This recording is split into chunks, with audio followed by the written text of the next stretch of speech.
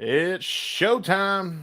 Woo! And everything is buzzing and all our minds are going off. Ladies and gentlemen, this is episode number 150. We are fucking live right now on We'll Facebook. do it live. Fuck it. Sorry, I didn't mean to cut you off. Thank you, Bill O'Reilly. Somebody had to come off. We're live right now on our Facebook, facebook.com/gunsandRadioPod. We're live on our Twitter, actually, as well, at Guns and Radio Pod. And we're live on YouTube at Guns and Radio Pod, all across the internets, intrawebs, and, as Dustin would say, that crazy internet that one Mr. Al Gore invented. Yeah, he did invent it. You just ask him if you don't believe me. Yeah, he also invented Man Bear Pig. Yeah, well, he tried to warn us about Man Bear Pig, but nobody would He was listen to super him. serial, I believe he said. It's half man, half bear, half pig, and I don't know. I guess some of us were just too blind to see it. So thank you, Al Gore. Yeah. Yes, thank you, Al Gore. So, well, guys, we got a big show tonight. We're going to do open lines. We've got several guests coming in to celebrate our 150th episode with us. Of course, we're doing it live, and then at the end of the night, we're going to review Landslide by Slash's Snakepit. All kinds of great shit is coming up tonight. So with that, ladies and gentlemen, welcome live to the 150th episode of the Guns and Radio Podcast.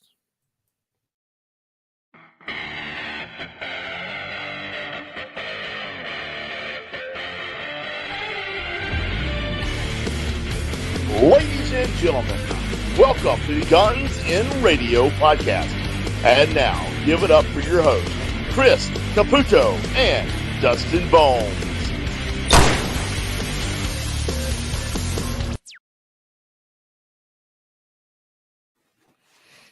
Are we back? All right. Welcome. If you're just joining us, this is episode number 150 live across most of our pages, at least the three that StreamYard will let us without having to pay more up the ass. So yeah, this shit's too expensive as it is. We're not paying anymore for this. It's good, but it is pretty pricey. So it's good. It's worth it to not have to fuck with editing, especially with my computer situation where I don't even have Photoshop. I don't have editing anymore. I wiped my computer thinking it would make it better, and then I lost everything Adobe. And when I tried to reinstall it, now it says that my computer is no longer supported.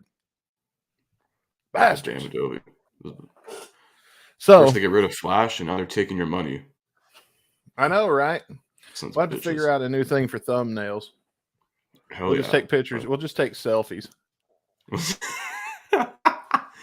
have to just use like a shittier Photoshop. We'll just use Microsoft Paint on our phones.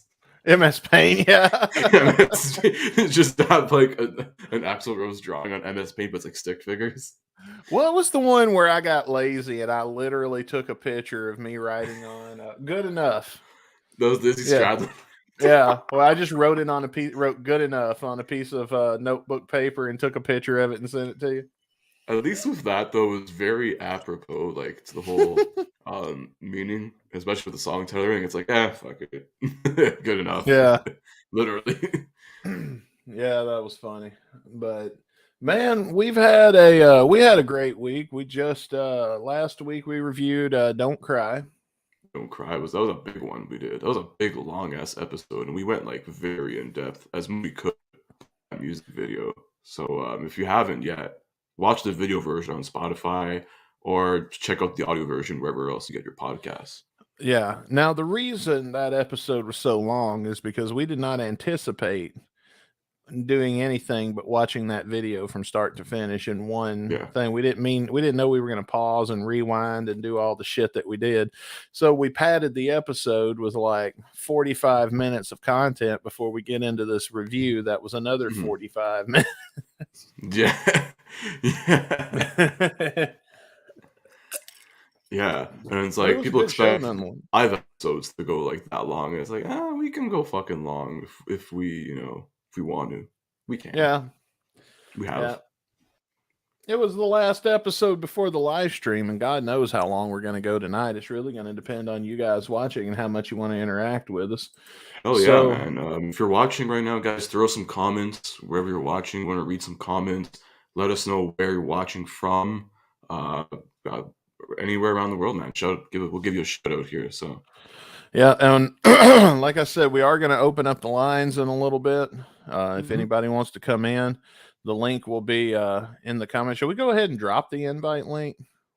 it's up to you, man. I'm good with that. All right, we're going to drop the invite link. I'm going to go here and I'm going to hit paste. I'm going to select all destinations.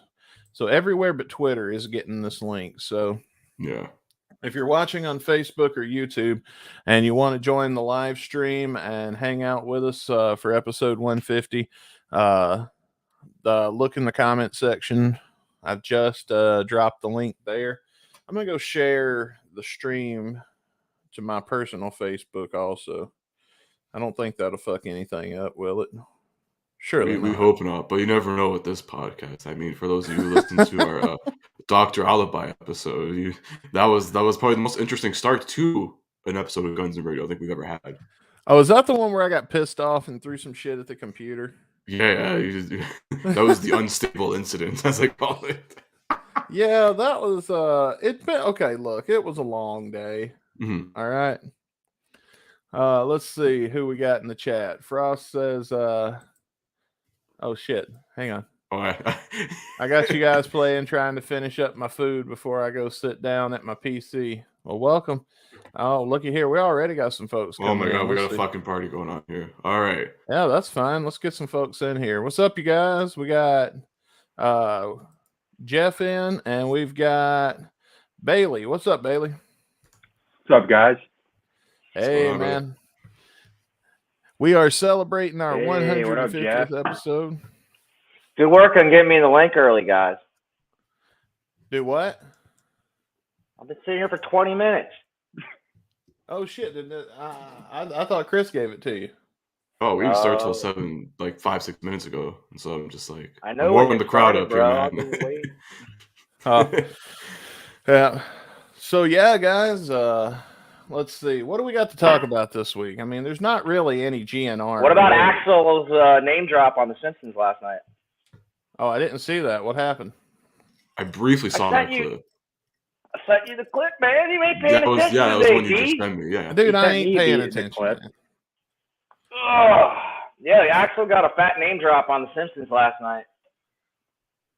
Okay. That name is reserved for Axl Rose, the name of the heavy metal god. The name of the heavy metal god? Something along those lines. All right. Well, hey, Matt Manzella is in. He's actually one of the guests that we had planned. Hey, what's going on, guys? Oh, nothing, bro. How are you today? Good, man. Just got done hanging a shelf, the glamorous life. Well, Matt, we have planned on chatting with you, man. So let's talk, man. You know what I'm going to ask you? Yeah, man. I'm actually I don't, but I'm open for whatever you got. I'm going to ask you, how's that new album coming along? It's coming, man. No, I'm getting there. I'll tell you what. Truth be told, I'm getting married next month, so that congratulations, man. Thank you, man. I appreciate it. Thank you, guys. And I'll tell you what, that just. And I know it sounds like an excuse, but that truly does just take up all your free time. And, every weekend's dedicated to taking care of something else. But, I thought the groom was just supposed to show up, man. Yeah, that's what I was told when I signed the contract. Not these days. Yeah, right. No, I've been chipping away at it, man. I've been getting a little more free time than I have in the past and making a lot of progress when I do get time to do it. So really maybe another probably about 4 more songs, and then we can start looking for a singer.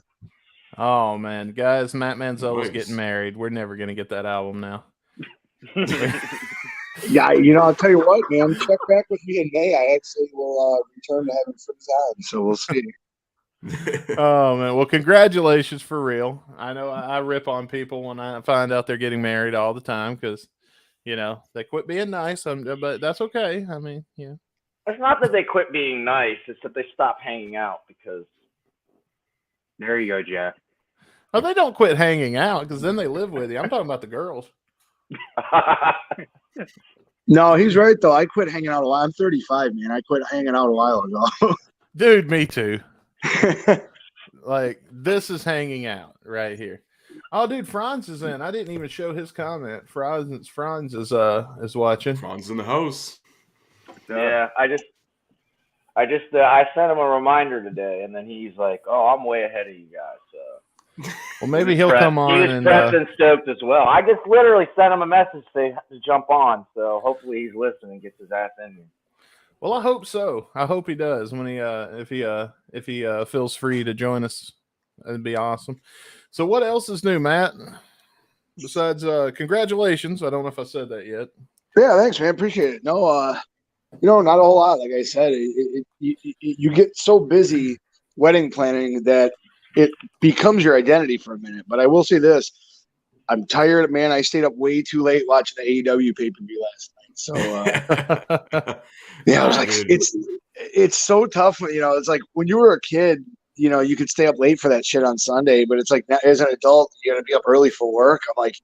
I'm just watching like, fuck, man, it's so close to midnight. And then, before you know it, you're hanging out till 2:00 and up at 6. So, yeah, man, that's the peak of my week watching AEW pay-per-view. Oh, man. What happened? I didn't even realize there was an AEW pay-per-view. I've been watching WWE. It's WWE season until April for me. No, man, it was one of the better cards. I won't go too deep into it, but I will say it's, if you're at all interested in that, it's definitely worth looking up some of the highlights and stuff, man. I won't spoil anything, but I would recommend going out of your way to check out some of the highlights at least. All right, I'm going to predict the card here. CM Punk versus some guy I never heard of. Daniel Bryan versus some guy I never heard of. No, that's he is on the card, but he's against some guy I definitely heard of. Matt Hardy's walking around. Matt Hardy. He won't be wrestling, but he'll be walking around. Yeah. Yeah, that's all the names I know in AEW. Chris Jericho, is he still there? He's still there. Yeah, man. I love Chris Jericho. He's got in shape again. Oh, he has? Well, that's disappointing. Yeah, he found abs again, so. I like Dad Bod Jericho. I thought that was a good look for him. It was good for a while, but then NBA Twitter basically roasted the shit out of him. He probably got butthurt by it. Man, how do you let anybody shake your confidence when you're Chris fucking Jericho? Good point. I mean, I don't know, man. Crazier things have happened, and maybe he finally looked in the mirror. It was like, fuck. Well, Matt, have you listened to the new Slash album yet? Yeah, man. You know what? The very first time I listened to it, real quickly on Spotify, it didn't click with me. And then I ran to the record store down the street from me, picked it up on vinyl, and really was able to give it my undivided attention, dig in and listen to it. I love it, man. It was like, it just really took giving it that second listen to fall in love with it. Yeah, I think that was my case too. I checked it out. Let's see. Doing what we do, of course, I don't remember who sent it to us. Probably Jeff. Somebody sent it to us, and we listened to it a couple of days before it came out. I played the fifth. and then I thought it was okay. I was like, it was meh, because I couldn't really. It sounded to me like every song I skipped on "World on Fire," I think was the last one. No, "Living the Dream" was the last one.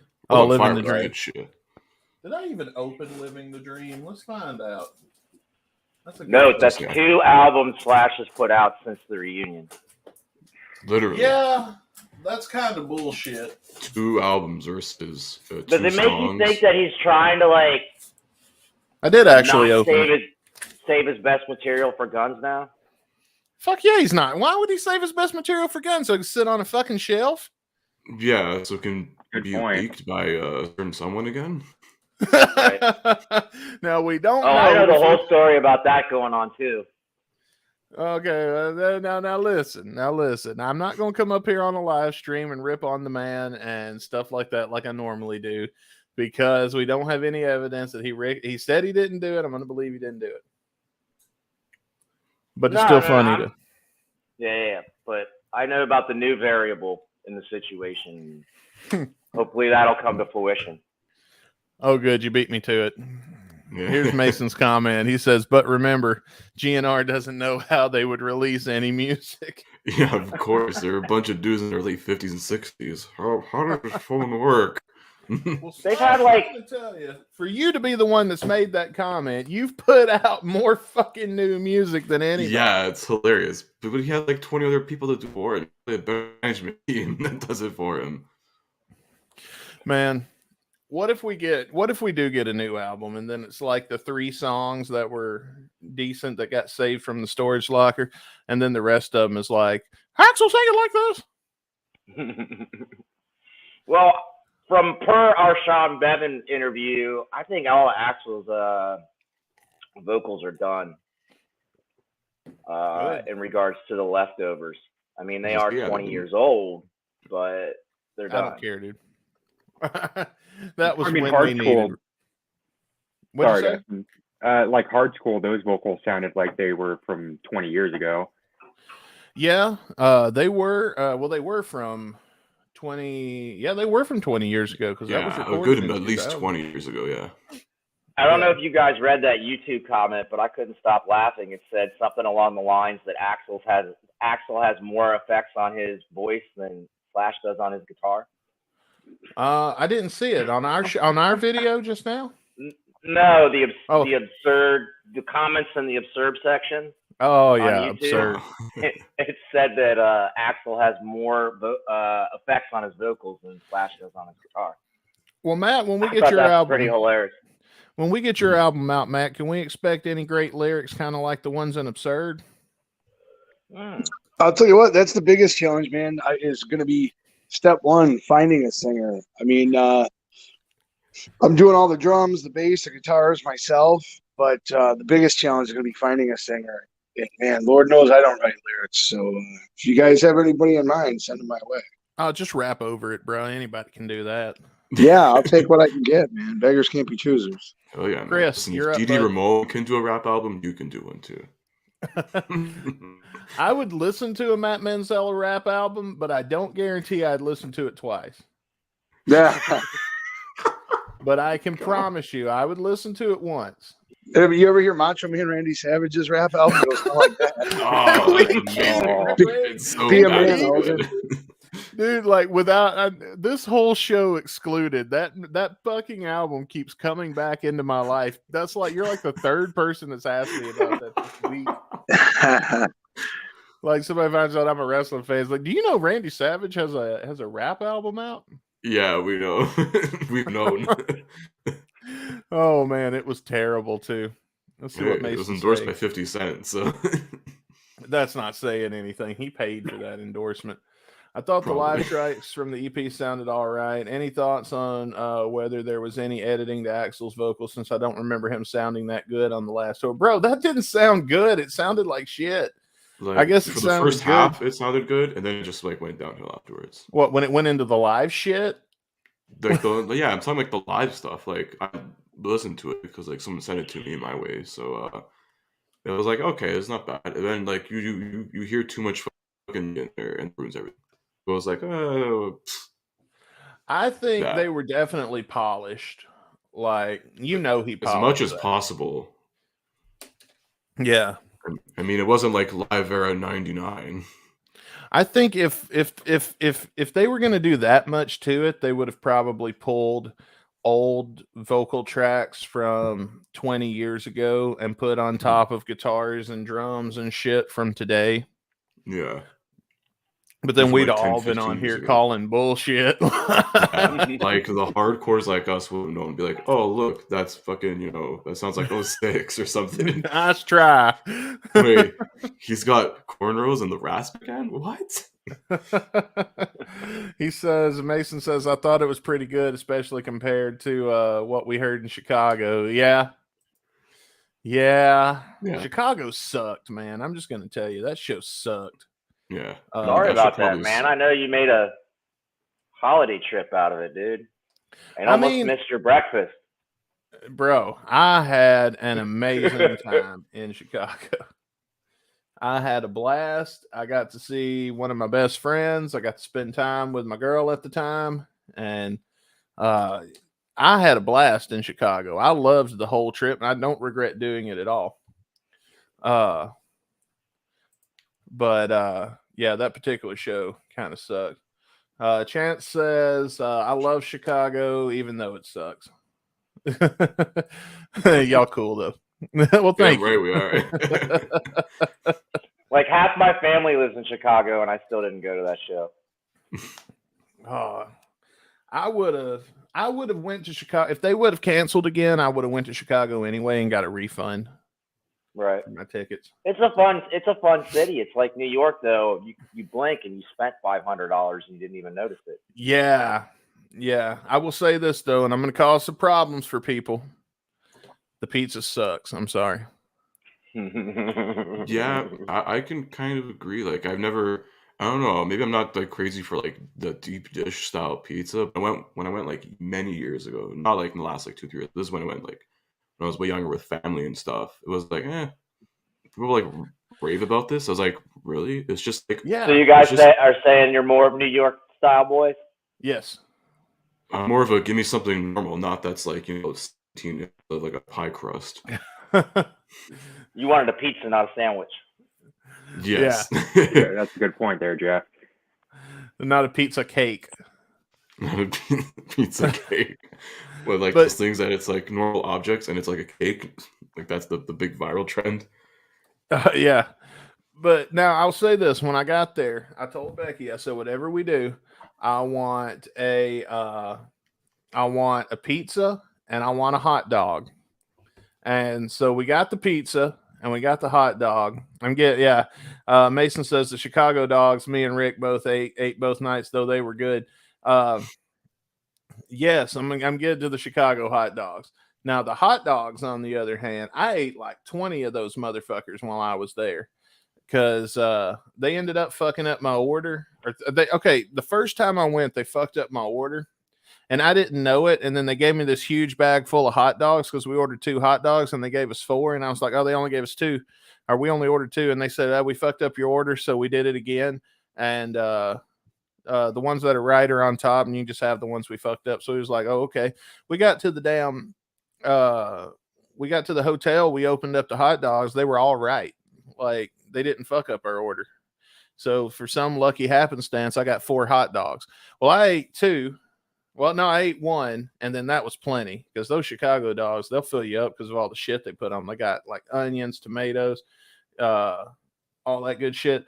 And so I had Becky ate 1, I ate 1, then we both got full and we had 2 left over. Rick came over that night. We were waiting on Frost, so I was like, well, we got 2 people coming over here, so we'll give them 1 each. And then, we've already covered all the stuff that happened with the Independence Day celebration as to why Mason didn't make it, but I do feel bad leaving Mason hanging like we did because we were like, let's don't tell him that all this is going on. So when he drives into town, he'll be like, what the fuck? What the fuck did I just walk into?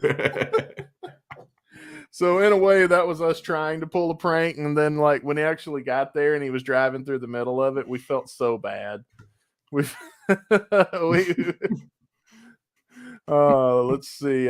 Chance has some things that she's posted here. Let's see. She says, New York and Kurt Cobain needs to come back to the scene. What do y'all think about that? You know what I think about Kurt Cobain. That's why you're asking me about it.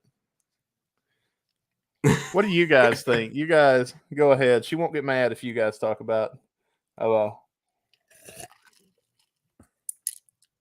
Cobain. What about you, Bailey? What do you think? We ain't asked you anything. Yeah, I know. I barely talked so far. Like my thoughts on Kurt Cobain. Yeah. Yeah, pretty much. I guess. I don't know. I like Nirvana, but are they my favorite grunge band? Probably not. Who is your favorite grunge band? It's kind of a toss-up between Alice in Chains and Soundgarden. I forget Alice in Chains is considered grunge. Yeah. Yeah, I know. A lot of people do. I mean, I like some of their music. I mean, I don't like. Oh Lord, here we go. What's she saying? Silent as fuck. What's that mean?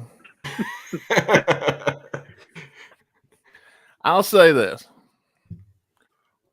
when it comes to music, I think Kurt Cobain really fucked up the rock and roll genre with Nirvana. And I think if it wasn't for them, it wouldn't have, the grunge fad would have never ended and it wouldn't just all be rap now. And, but I can think of one good thing he did for the music industry.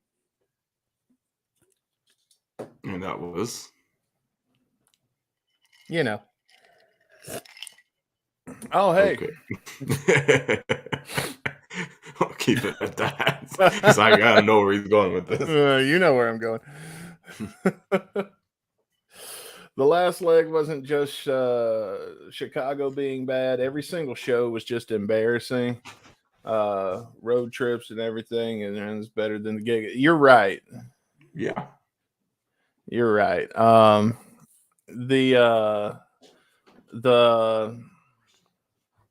shit, what were we talking about? Chicago? Yeah, that dude, that whole last tour sucked. Yeah, that was just like oh look, we're live shows are back. Might as well do something to let people know that we're king of lovers. Like, I played Phoenix again, which was, I mean, I saw that show. They've only played Phoenix twice on this entire, like, I guess, comeback that they've been on for the last, 6 years now? Yeah, the not in this lifetime, and then it's like a million times in a lifetime. Yeah. Yeah. Does it blow your mind? It's been 6 years since they got back together almost. It kind of does, man. It kind of does. Yeah. And to be honest, I wish it had been one. I wish they'd have did one tour and it'd never, and that'd have been the end of it. Let me ask you guys this. Do you think Team Brazil was pretty selfish in putting a tour on last summer in regards to COVID? What do you mean? Well, I mean, we weren't 100%. Not everybody was vaccinated. Everybody was eager to get back to their lives, but we still had the Delta variant going around, et cetera. The world was kind of still on fire. In a sense, do we think the Team Brazil was kind of selfish in saying, well, let's just do these shows anyways? Well, my thoughts on that was it was going to happen. Like, they weren't Guns wasn't the only band on tour at that point. Stadium size, stadium size versus a small arena. I mean, I guess in a sense, like, the variant is not, it's not going to choose what size venue. It's going to go back after anybody. But the sense that the world's still not back to normal, but they still want to go out and make money. Well, if it wouldn't have been them, it'd have been somebody else. So why not them? Fair enough. I mean, I believe me, dude, I've got plenty of reasons to shit on TV. Get in line. But I can't really, in good conscience, give them the verbal fuck you for that one. Yeah. Because, like I said, had they not done it, somebody else would have. Oh yeah, there was plenty of other artists doing like tours, whether in stadiums or other arenas too at that time, especially in the U.S. Maybe not so much everywhere else, but definitely. Bailey saw the tour indoors. Yeah, I did. What show was you at? I was at the Phoenix show at the now it's called the Footprint Center, where the Phoenix Suns play. So it was a good show. Not everybody was wearing masks. I wore my mask the entire show, so I just didn't want to risk it. Trust me, the last PC that I did with these guys, I was fucking in denial. I had COVID like a motherfucker, and it ain't fun.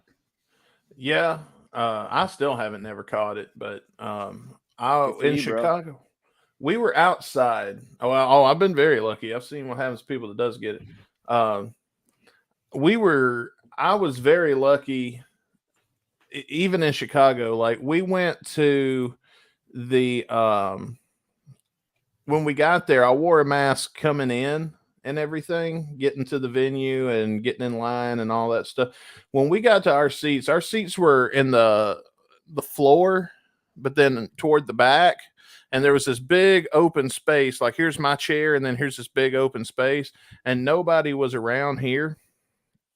But there was nobody there. So I mean, either we were sitting down or we were standing over here by ourselves, and nobody bothered us or anything. So I mean, until Rick got fucked with. I didn't know that happened until after the show. They started playing Wichita Lineman, and I tapped out. And I think it's most of it during that. They already. So you guys weren't with Rick when he got manhandled? No, I went looking for him. Oh, I thought you guys went together and walked in the whole nine.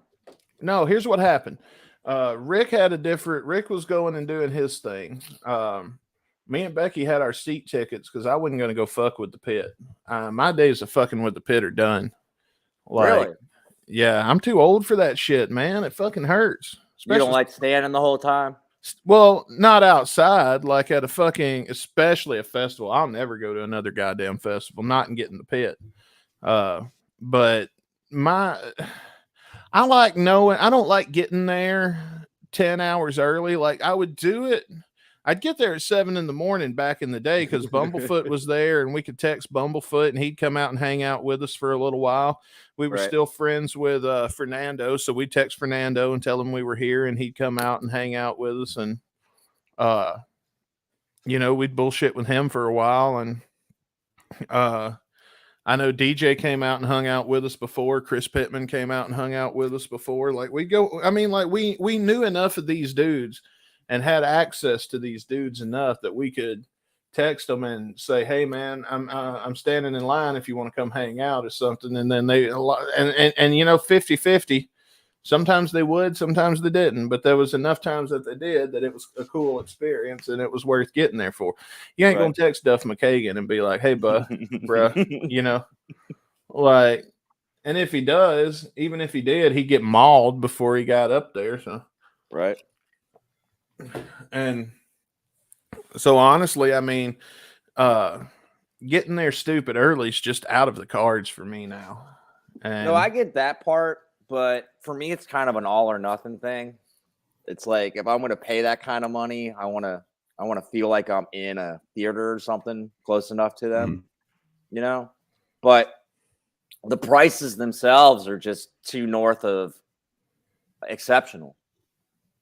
Like for as much money as you can spend in one show, getting the VIP package at Guns, you can go on the road and see 5 or 6 shows with another band. Yeah, that is true. I mean, I don't know. Depends on the bands. Well, they got 20 years of finances to make up for, too. And Axl's $14 million Chinese democracy paperweight, too. So there's a lot of finances to recoup. Hey, bro, I love Chinese democracy. I have listened and re-listened to it, and at first I was like, "What the fuck is this?" Because 16 years ago or whenever it came out, it wasn't the Guns we were used to. Mm-hmm. And over time, I've listened, and a few songs have grown on me that I do love. But the whole album as a whole, let's be realistic, man. We can trim the fat on some shit. I mean, it could have had a couple more bangers. True. That would have been nice. I think at times it was too industrial for me. I mean, even to this day, like it's not a bad record in my opinion, but it's hard for me to call that a Guns N' Roses album.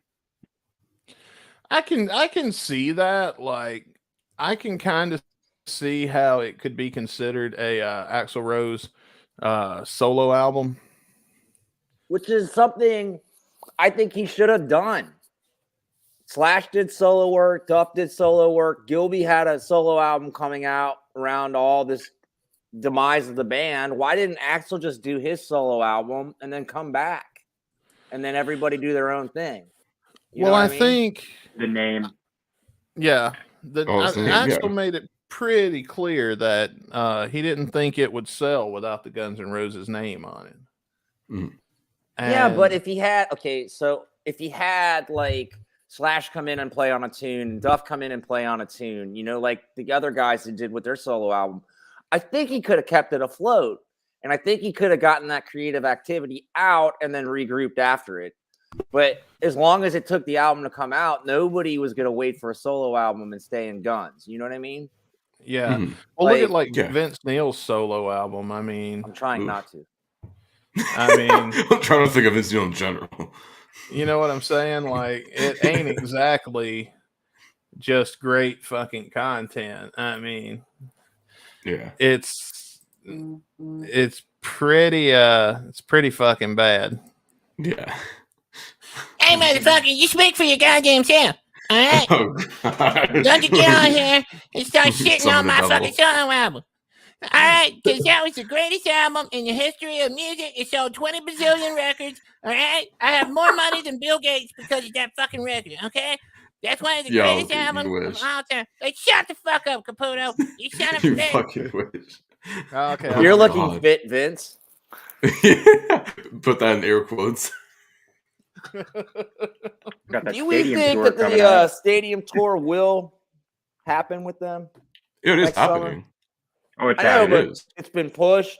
It's been pushed again. They've added One, more there's out dates. of They're like control. coming. They're actually doing a Canadian date for one. So I mean, I've got tickets to it, so I guess we'll see. I'm Yeah, still I'm not debating doing on where that. to go. Dude, I'm going. I'd to see Def Joan Leppard Jett. and I'd Joan Jett. see Joan Jett. I haven't seen her yet, so I'd see her. Yeah, I'd see her. I'm I've trying to seen think the- who else the is other on two that bill bands. I haven't seen that I would, and there's nobody. What do you think, Matt? I think it'll happen. I don't have tickets to it. It's just kind of one of those things, like it was already mentioned on here, that it's gotten postponed so many times that it's just kind of out of sight, out of mind. But yeah, I mean, ultimately, I'd go see them. I've seen Motley Crue a handful of times, and they're fun to see every time. But yeah, this one, it's just one of those things. It's just been postponed so much, and I just kind of forgot about it. But now that you mentioned it, maybe I should give it some attention. Well, my point is the key aspect being Vince. Do you think that he's physically going to be able to do it? He has to be. I mean, he can't Better even be. get these. He can't even get these state fair shows off the ground.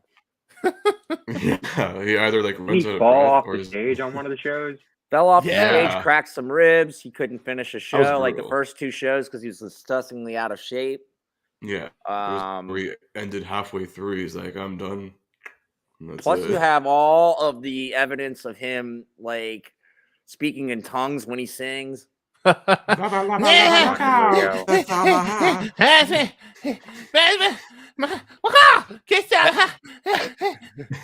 If you guys go watch those subtitle videos, they are fucking hilarious. Oh, they're gold. Oh my god. Chance says she saw Joan Jett, Cheap Trick, and Hard in the same night. It was really badass, and she really got the crowd going. Good. Well, that sounds like a pretty dope concert. Yeah, I'm more excited. No, Cat, not tonight. I'm more excited about Joan Jett and Def Leppard Right. than I am Motley Crue. If I wasn't going with somebody, Don't forget your I would Poison probably. Yeah, don't forget Brett Michaels. and his Oh wig. yeah, Poison's Poison's yeah. playing. That's right. I Yeah. forgot all about them. I've never seen Poison live, so Out of all of the what do I want to say? Spinal Tap moments that have happened for bands on the road. I'm surprised Brett's wig hasn't fallen off on stage. He broke his Yeah. nose. I think Look, years ago. if Marky Ramone can keep his $20 wig on for the entire show, Brett Michaels can keep his $1,500 wig on for a whole show. Poison's had their share of like fuck ups, not with wardrobes aside. I mean, You there's mean that when one CC MTV came out and performance. played the wrong song during the MTV Awards? Yeah, Yeah, I remember that. Was it like Shitface 2 or something? Drugs is bad, okay? Mhm. Cocaine's a hell of a drug. Right? Rick James. Oh man, that's funny. That's funny. I would love for that to happen though. If Brett's wig fell off, and then the jig's up. He's like, oh gig, shit. yeah. He's like stuck in. Okay, so Chance says it's pronounced Chase. Sorry, my bad. Sorry about that. Dick. Yeah, you did. Ah. Fuck you. You know me. I half-ass read everything anyway. They could be saying "fuck you" when I hit the show button, and then I just. That's great. We need more hate mail. Send your hate tweets to @ccaputo212. If you want to send more, you can send it to @Dustin Bertram as well. Yeah, he won't read them. I don't even get on Twitter half Or the if time. you hate both of us, just send it over to @Guns and Radio Pod, because we're almost at 300 followers, and that means another bonus show is going to be coming soon. Oh, that's pretty cool. Hell Dude, I yeah. logged on to Twitter a few weeks ago for the first time in a few weeks, and I had a message from Matt, and I didn't know if I should respond or not because it'd been so long since I'd logged on. Oh, speaking of Matt and Twitter, I saw a thing you posted on Twitter today that's been fucking with me so hard. The Danger album. The bad guy in the Danger album cover. It's been fucking with me for weeks, man, because ever since Peacemaker came out, I started listening to the band Wigwam a lot. And so the next thing I've been listening to Choir Boys because of that show. Yeah. It's been giving me a lot of old hair metal bands that I haven't ever heard of or listened to before, and that was one of them. And for the past, like couple of weeks now, it's been fucking with me. Like, who does this guy on this album cover remind me of? And let me pull it up real quick so I can show the guys watching on Spotify what we're talking about. Let me grab this real quick. I don't want Danger lyrics by My Little Pony. What the hell? What's up? Great. That's exactly what I needed in my search history. Now it's going to be giving me all this brony shit. Brony convention. I actually asked Bailey. I sent him the link to turn that shit off. He did. I'll send it to you later. You can go on to Google and turn all that shit off. All right, I'm going to share my screen real quick so maybe you guys can see what we're talking about. I thought I was going to share. There you go. There we go. Oh, you can see it? Yep. Yeah. Oh, okay. Well, cool. Oh, okay. It just took a minute. Now, you see this guy right here? Dark Man? Mm-hmm. Yeah. It's been fucking with me for weeks because I'm like, whose face is this? And then Matt, nail on the head on Twitter today, Ben Shapiro. Yeah, I can see it. Dude. He's got like the vigilante Dark Man thing going though. I wonder if I'll type in Danger, Ben Shapiro. If somebody else besides Matt has put that together yet. Dude, nobody responded to it. Like that was crickets. Like I put the comparison out and I don't know, either people were annoyed by it or they just didn't think it was that funny, but I'm like, fuck man, I thought it was spot on. Dude, I did. I think I responded to it. Did I not hit send again? Maybe no, you did. No, I got it. I'm like, thank God somebody finally understood that. Yeah, dude, and it's been fucking with me. That was the thing, though, is I was trying to figure out where in the hell have I seen that face before? And yeah, turns out Ben Shapiro is the correct answer. And when I saw that, I was like, oh my God, that's it. That's fucking it. Let's see here. Chase is saying, the guy in the blue shirt, do you record music with your mic or just radio shows? I think, who's that? You. Me? Yeah, just radio shows. Am I the only one? Really? Oh, okay. Yeah. Guy in the blue shirts doesn't even know my fucking name, guys. It tells you in the intro. Yeah, I think we said it at least twice. Yeah, we don't have the name cards right now because we have so many people on here. Oh, well, does it not let us have the name cards when we have too many people? No, I think I just took it off there. There we go. Oh, there we go. So you know this more than I do. You finally gave me the access to them. Unmute your shit, Bailey. Oh, yeah.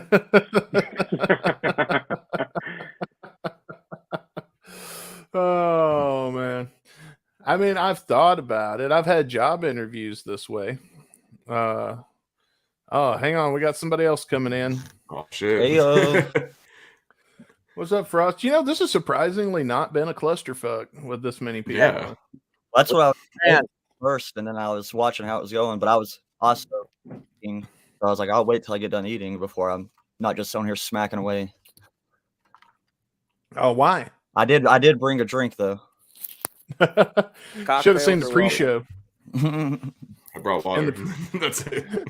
In the pre-show, we were live on TikTok trying to get it so that we could stream this show on TikTok also. So it was just me sitting here eating a sandwich from Subway. So that was D couldn't wait for a foot long in his mouth. hey Of course, Jeff, you had to bring. That's his legal last name, yeah. that is. Yep. You know, the things you do for cash. I mean, you know. $5 is $5, man. It's true. $5. A $5 foot long. I see what you did there. I'd need at least 10. I'm expensive. Double fist, you need 2. You know, I was listening to a comedian say that every guy thinks his price to take a dick is like sky, like enormous high. Everybody's like $1 million, $10 million, and shit like that. It's like, but you put $3,000 on the table. I don't think that'd be enough, but no, it's still enough. Not enough. My grandpa told me once at a young age, he said, you can be a bridge builder your entire life, but the second you suck a cock, you're a cocksucker. You suck one dick. It's facts. You can be a bridge builder your whole life or a dick sucker for 10 minutes and have more money. And then Grandpa said, I retired at 35. Left it at that.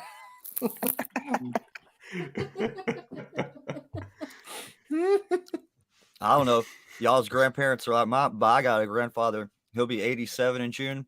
And his stories, this man's got the dirtiest stories and jokes. And I think when you hit an age, like the PC just goes out the window. You've earned it. Oh, yeah, pretty much. I mean, when you get to a point where any given moment could be your last, you know, fuck it. That's what I say. You gotta live dangerously. Exactly. No fuck Danger, giving. danger. I'm attempting to share our things here, so bear with me. Oh, I didn't know it was that kind of stream. Give me a second.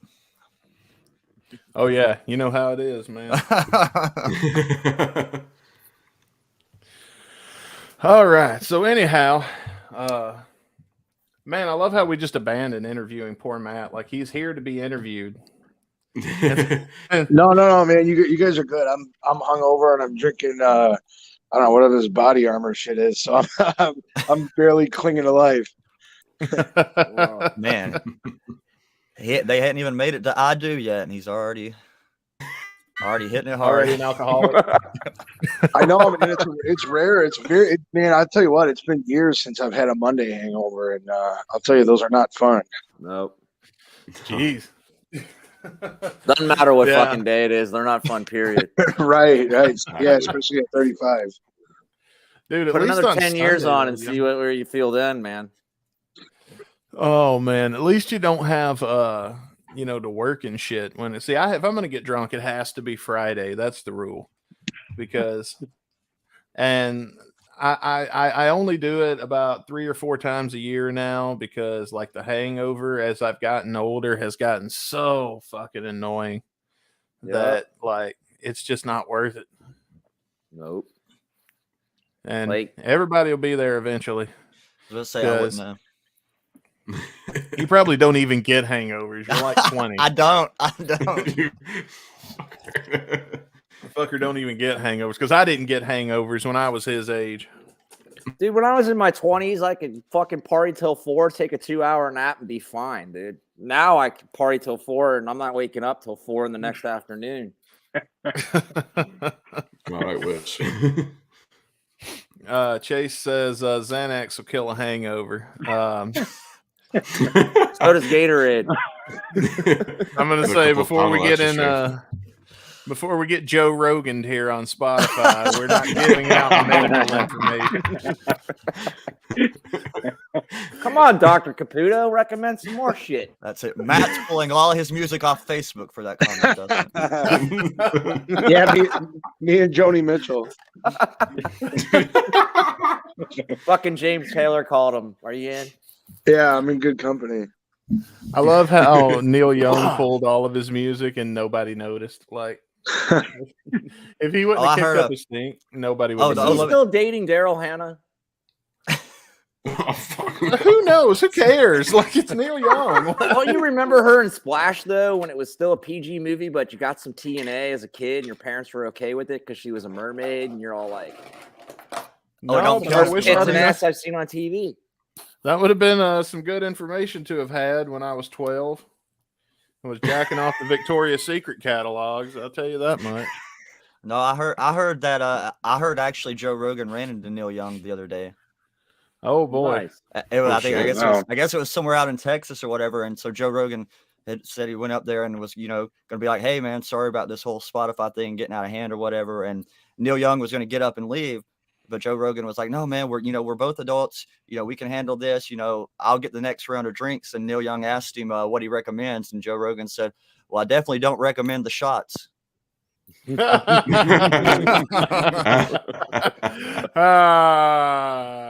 There is a clip of Joe Rogan out there contradicting himself about the vaccines, though. Dude, the clips that have come up recently, like with the whole N-word thing, made my stomach turn, man. Like, what did I miss on this one? Somebody made a compilation of Joe Rogan saying the N-word on his old episodes of podcasts. And to his credit, he's not calling anybody that. He's just referring to. He was quoting other people. Yeah. And I still don't think that's okay. It still doesn't feel right. It still makes my stomach turn a little bit. But I'm just gonna say, anybody who says they don't sing it in a song when it comes up, I think they're lying. I can't do it, man. I used to. Yeah, I can't even do that either. It's like, oh. I mean, no. That word's like nails on chalkboard to me. If it's like Busy Bone and he's going like really, really fast and I don't catch it, like that has happened before. Yeah, if you're trying to reenact a Busta Rhymes verse, I'm just I don't know someone.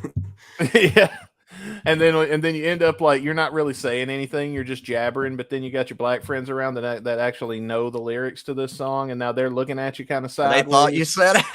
Yeah, that's happened before. What motherfucker? I said my neighbor. No,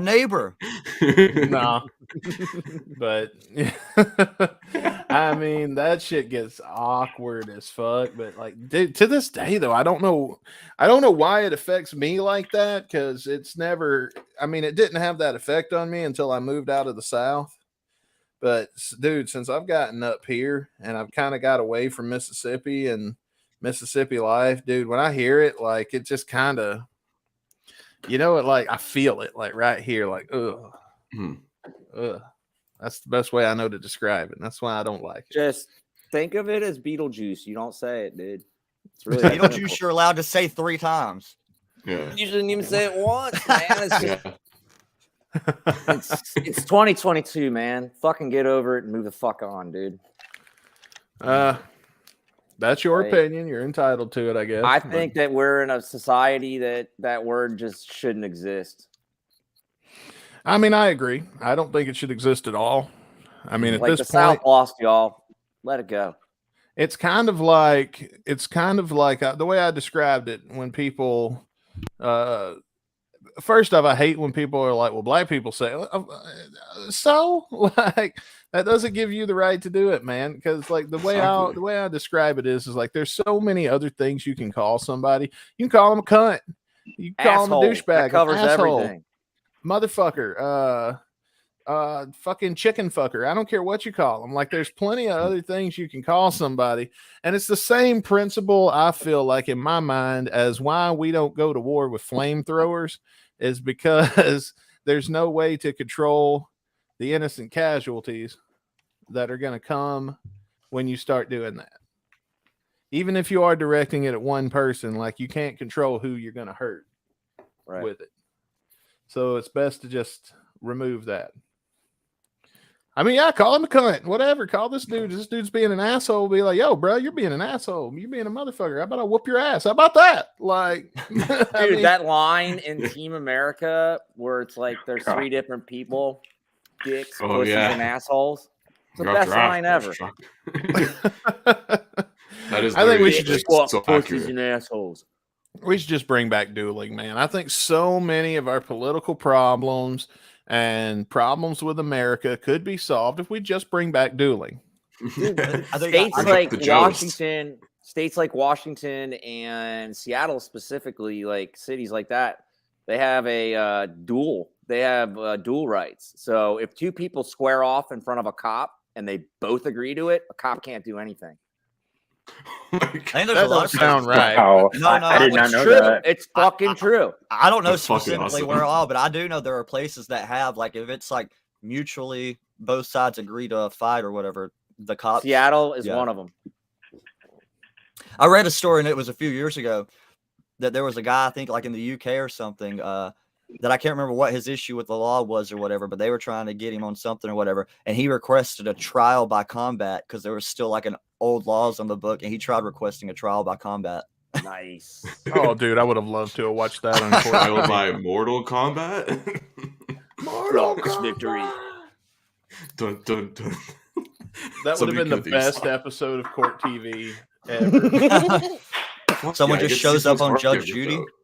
You got Joe Rogan doing commentary. Oh my god, look at this.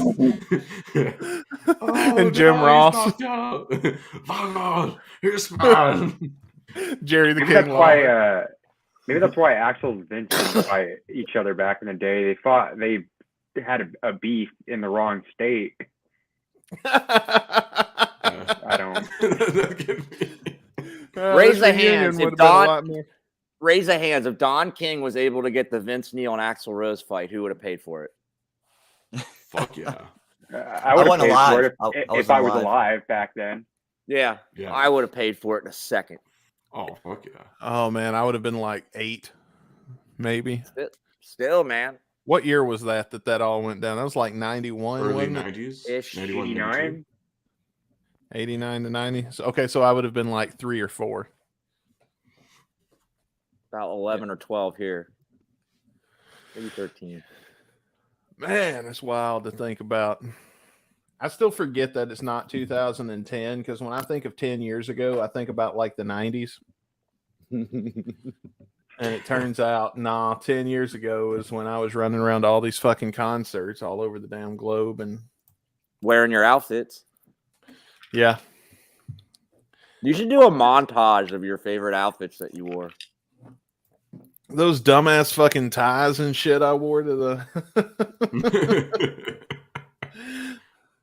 Look, man, the reason I did that is because I would get laid when I did that. Hey, man. Small price you got to pay, man. Man. Besides, I can't compete with some of the ones Mason here has. Yeah, no. I always tell people I go up full out. Like I always tell people I'm going to get crazier and crazier with my outfits as time goes on. So yeah, I like your pictures of your band because it's like I'm not making fun of you. I'm just stating something here. It's like 3 old dudes and then like 2 young dudes in the band. And I didn't post it because I thought it might offend you, but I did show it to a friend of mine. I was like, hey, you know how when your favorite 80s band, somebody dies and they hire a new I think I've person? seen a meme that looked like this before. Or maybe I told you. Maybe it was you that I said that to. I don't remember. I don't Nope. remember, but I remember thinking, man, I keep ripping on this kid, and I forget he don't know me like that, and that's how I play, and he's going to get pissed off one of these days. Oh no, that's been my biggest complaint is playing with just older people all the time. Well, But who else my are you people going to play with, man? Well, I mean, I got a buddy out of Nashville I've been talking with. He's from Brazil, so we're gonna start something I think soon. older people Nice. rock though when it comes to that older music, especially when you get into like they've got the feel for it, I guess, because they. Well, yeah, but I'm They gonna were there. actually I'm changing up like even like the genres. Like I'm not gonna do the classic rock stuff, or at least not mainly.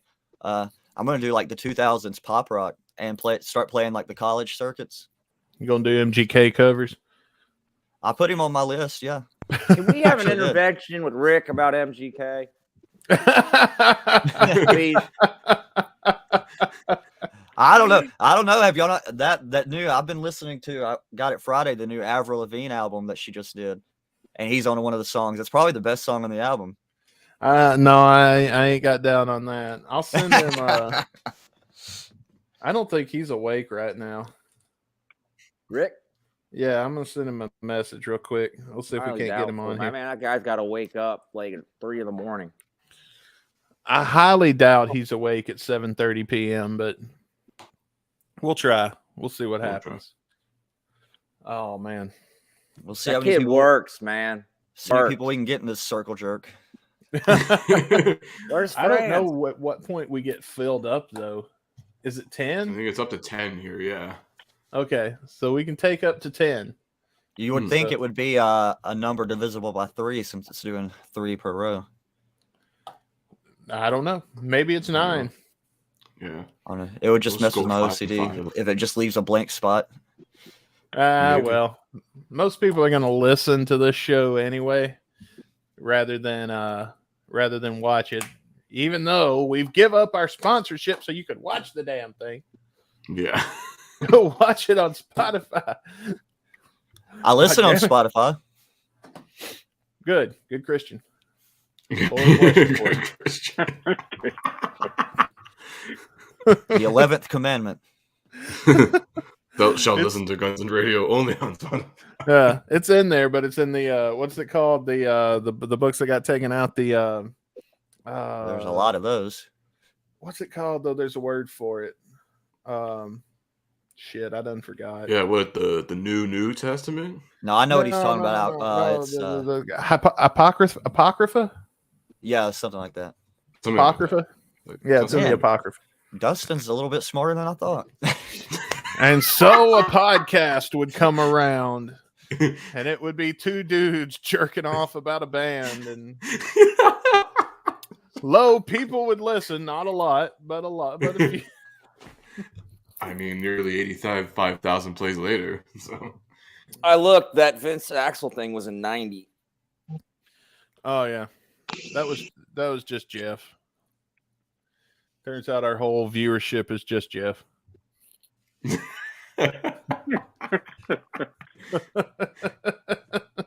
I'm easily entertained.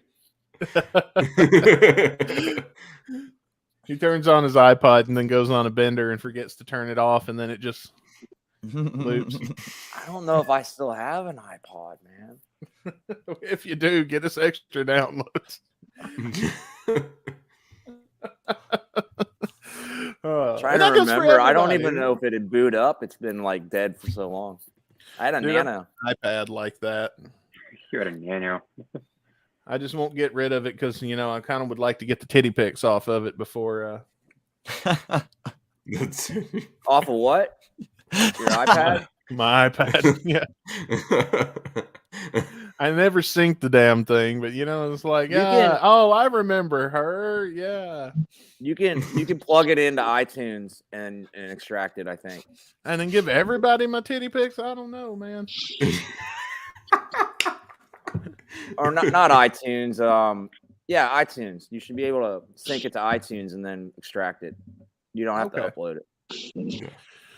I'm going to tell you, man, I haven't used that damn thing. The last time I got it to boot up, I used it for Netflix because I could put hangers on my wall and then set it down in there perfectly. Those kind with the Velcro on the back. and it would sit in there perfectly. And so I had a little TV next to the bed, and then my ex-wife used to give me shit about my stupid ass tablet that I never use. And This except thing at is night, so and- old. It's got dust on it, and half the apps aren't compatible anymore because the OS isn't compatible.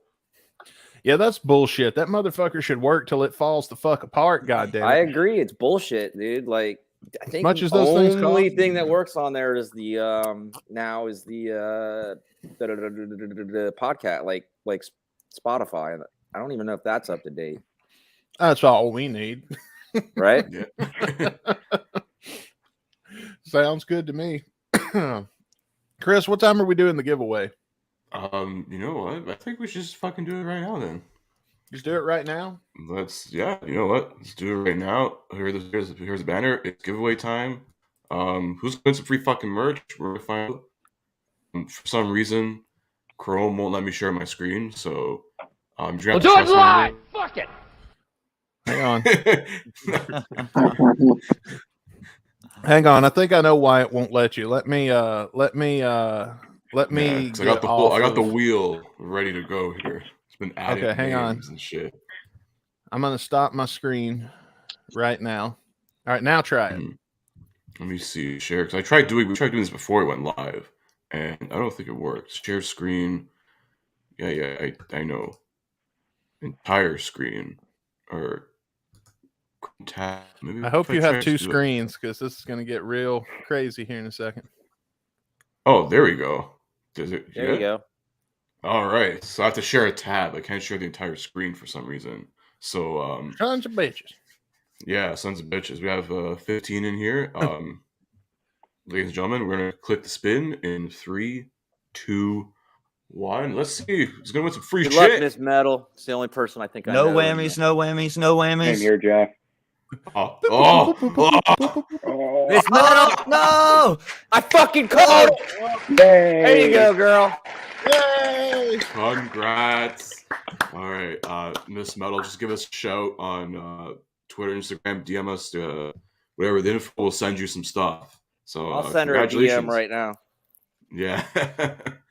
Yeah, Miss Metal's been with us for a while, man. I think since I almost the still beginning. she has my favorite tweet when Slash posted that bullshit about we wouldn't even know how to release new music, and she replied with, "Yeah, well, your fans sure haven't had a fucking problem figuring out how to release new music." Ooh. So what is her prize?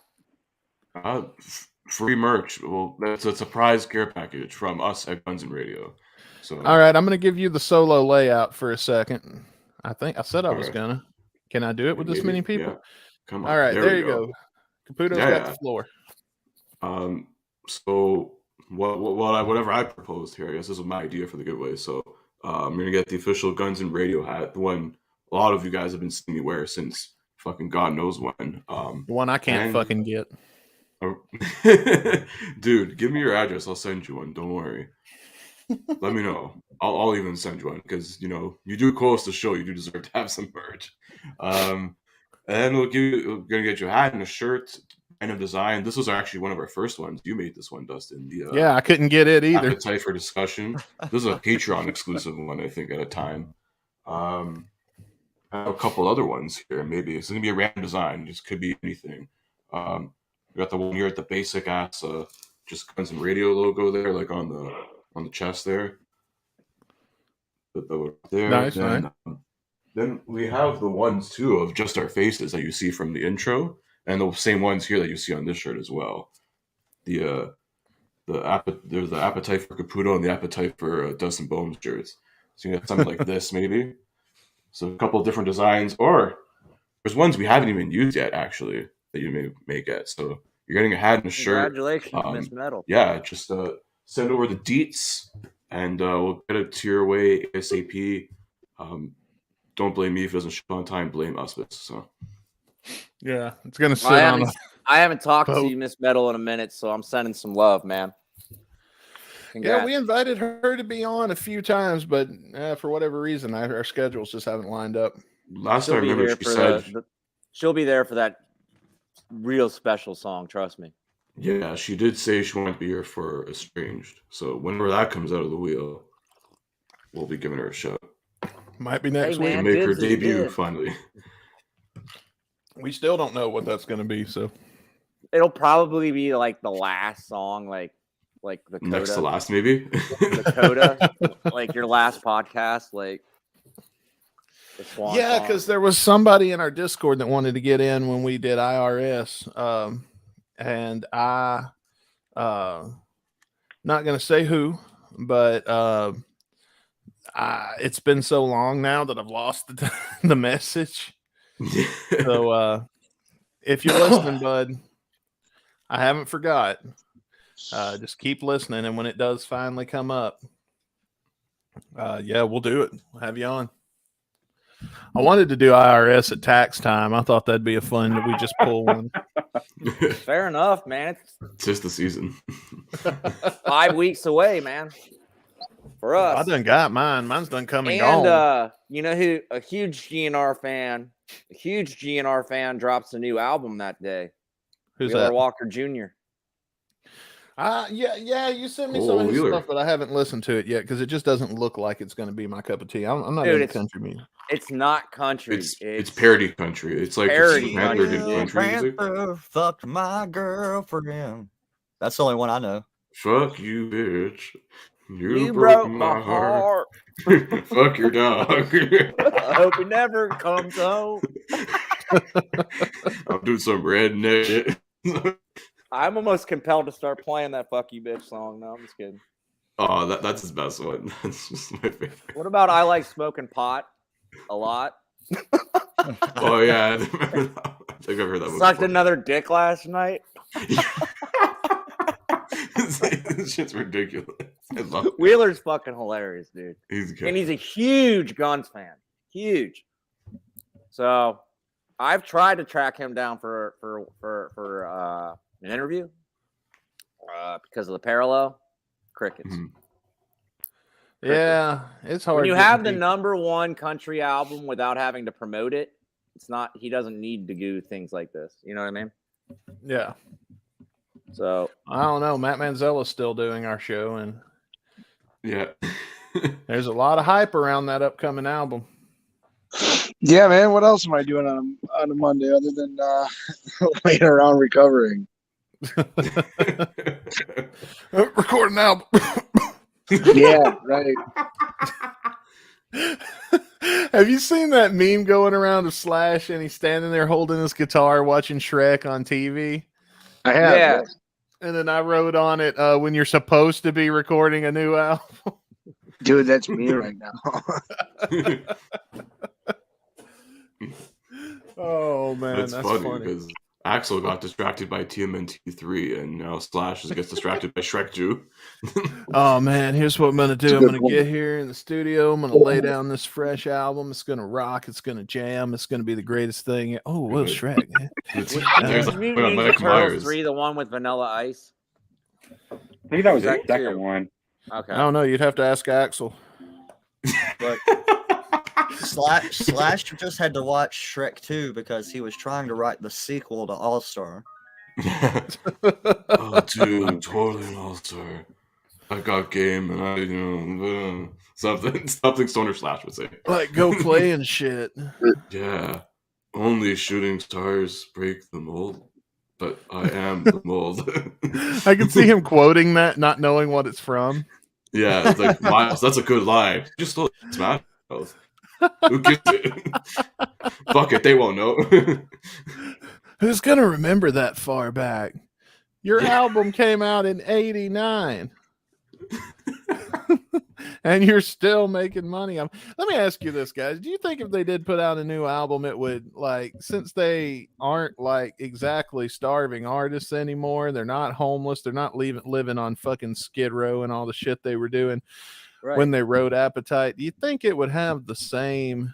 No, I had the same question with our podcast. Like, what is Axel gonna bitch about? Like, his room service is late? Exactly. The All right, this avocados are not ripe or something to that degree. That's a Right. busy. Oh. Sorry about that. I was getting our song prepared, and then it just kind of boomed up. Sorry about that. Whoops. Technical errors. It's not time yet. We're I getting. mean, All right, I what were think you the saying? only person who could really come in and have that grit would be Steven now. You know? And I hate to put Steven down, but I think it's like he's the only one that would have any angst. You know? I mean, I don't think he's hurting either. I've heard from mutual people. I heard he still makes a lot of money just from the royalties from the Guns N' Roses stuff. Dude, NFL pays GNR $25 million a year just for Welcome to the Jungle. Whoa. I could do with a I fifth. did not of know that. That's insane. Well, when you own a day of the week, it's hard not to be a fucking bazillionaire to be able to afford it. Especially a day in which you compete against God. That's true. Jesus true. versus the NFL. Who's excited for the USFL? I see Just you me. are. Dude, I am. I know, I'm yeah. stoked. I You're still love drafting people over on TikTok. Dude, that's what was getting us views. That's why we got so many damn people on TikTok now. It's because of that. And I hate doing those. I quit doing them because I just got over it. Let's see. Guns N' Roses fans Netherlands says looking more forward to a Use Your Illusion box set than a new album. And they put new in quotation mark. I hope the whole Mates rehearsals in there. Yeah. That would be nice. Fucking concert footage. Why don't we get like the fucking Perfect Crime documentary? Maybe Like, it'll be that's been in the involved. vault for 30 years. I want the Forum show from LA. What was it, August '91, where they Yeah, played like a 4-hour show or 4-hour whatever. one. Yeah. There's Oh, so that'd be much cool. shit they can pile to the Illusion box set, it would be unreal. Oh, dude, Then they could just make 3 of actually, them. in my opinion, ask $1,000 for it. Yeah. If you had Some- Perfect Crime, that whole documentary involved, if you had the whole Inglewood show involved that Bailey's talking about, maybe one of the Metallica shows, The warm-up minus shows. the Riot, Mhm. you know, and all that stuff. No, was in include there. that fucking riot. Yeah. Yeah, include Yeah, every riot. if you want to include that, and the St. Louis Riot show, you can include too. Fuck yeah. Uh-oh. There's so much shit that happened on that tour that might be worth $1,000 as opposed Get to the him. Appetite one. In my Police opinion. dogs are coming for you, Jeff. Oh, it wouldn't be the first time. They're out to get TB you. sent the dogs No after pun him. intended. Like seriously, for the anticipation to see the documentary Perfect Crime, would you pay $1,000 for the box set to get it? No. Mm, No, I mean, I'm sure No. somebody will have it ripped Somebody before it. I paid $300 for the Appetite one. Yeah, I wouldn't even pay that for that.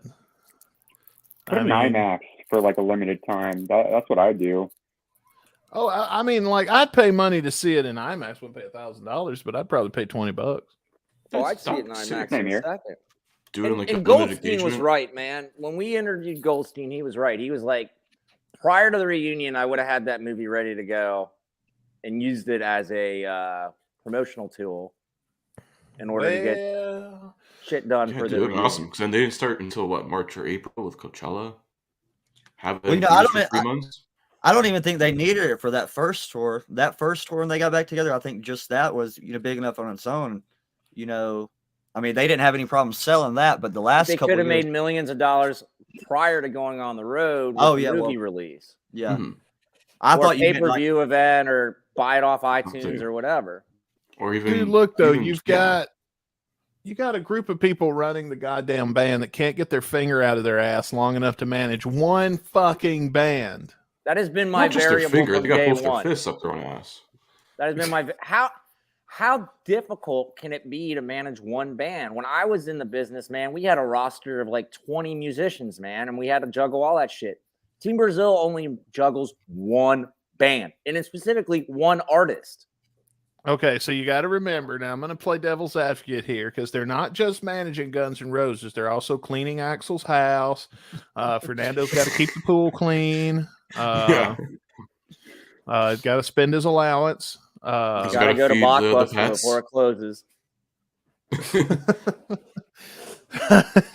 And keep Axel's laundry clean, and That was Axel's thing probably during the hibernation years was Blockbuster and like, I don't know, Taco Bell night or something like that. It's Taco Tuesday at the Rose Residence. Woo! Taco Tuesday. I think, the and dude, Mirages. I wish they would. I wish, fuck a Reddit chat. I wish Fernando would just sit down with somebody and talk the whole thing out. I think it's only fair. Like, this is what we've been up to. This is why you guys are pissed. This is the things that we're working on. But instead, he goes into a Reddit thing and he just he's not defends doing people. shit. That's why More he won't transparency, I defend agree, though. himself.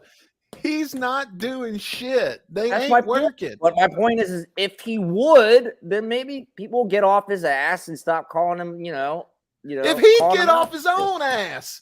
That's what we're saying the same words, just different ways, dude. Yeah. Yeah. I mean, if you only, I've been in a company, like I said, with a 20 band or artist talent roster, and that's just disgustingly difficult with a 6-man crew in the office. But when you're just doing one band with somebody that you're in constant communication with, it just, for me, it doesn't make sense. And they say you can't force art and you can't make an artist make his art. That's one thing. But dude, when you're charging $1,200 for a VIP experience and you're playing the same fucking set list for 7 years, dude, come on. Phil Spector could do it. Not anymore, but. Yeah. Old Guns and Radio shit. We've actually gathered this evening to perform a seance to call in the spirit of Phil Spector, actually. The last time we brought him up on the show, he died. Hopefully just his afro will appear. It's only going like to be the a burning roll of, bush. 7 wigs. Like a burning bush. Just talking. Every quarter tire. Just a floating wig. Dude, the balls on that guy to show up with that haircut in court on a murder charge, man. Oh my God. What a big fuck you to the courts, dude. Like you got balls as big as the fucking Ukrainian president to do that, dude. Oh.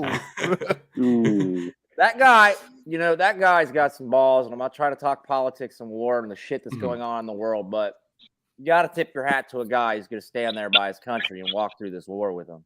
Absolutely. Yeah, and they're fucking him up, last I heard. And I don't know. I do kind of like to watch the TikToks, of people fucking up the Russians. I think it's kind of cool. Yeah, I didn't know that was a thing.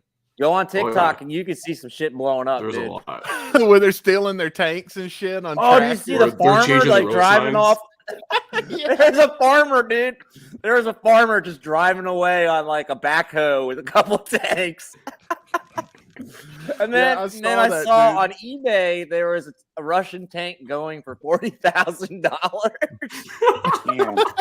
Yeah, because and then eBay took it down. The Ukraine passed a law that they wouldn't tax their citizens on any acquired Russian tanks. And so they've been stealing these motherfuckers left and right and selling them and shit. And, well, look, you want to get Americans to do anything? Tell Americans that we're not going to charge you. Just go fuck shit up and take what you want. Okay, so again, not trying to get too political, but what I'm tripping on is okay. So Putin said if any other interference comes, it will be disastrous. What I'm tripping on is why Biden doesn't just send in volunteer troops and just wipe them the fuck out. I mean, I feel like at this point it's been a lot of talk on his part because I mean Ukraine is holding their own. Oh, I agree. I mean, I think I heard something like yesterday that Russia had almost sent in all their forces that were ready to fight. 90% is supposed to be like the number now. I really hope they lose. I think they will. They will, man. That would be great if they get in there. We've been as afraid of them as we've been made to be for so fucking long. They get in there in that little bitty ass country and they get their shit fucked up. Well, I mean, the big thing with Russia is they're one of the few countries that have nuclear capabilities. So that always has to be in mind when dealing with any country that has nuclear weapons. Well, think of the trifecta he's trying to get involved with. It's North Iran Korea, and China. China, and Russia.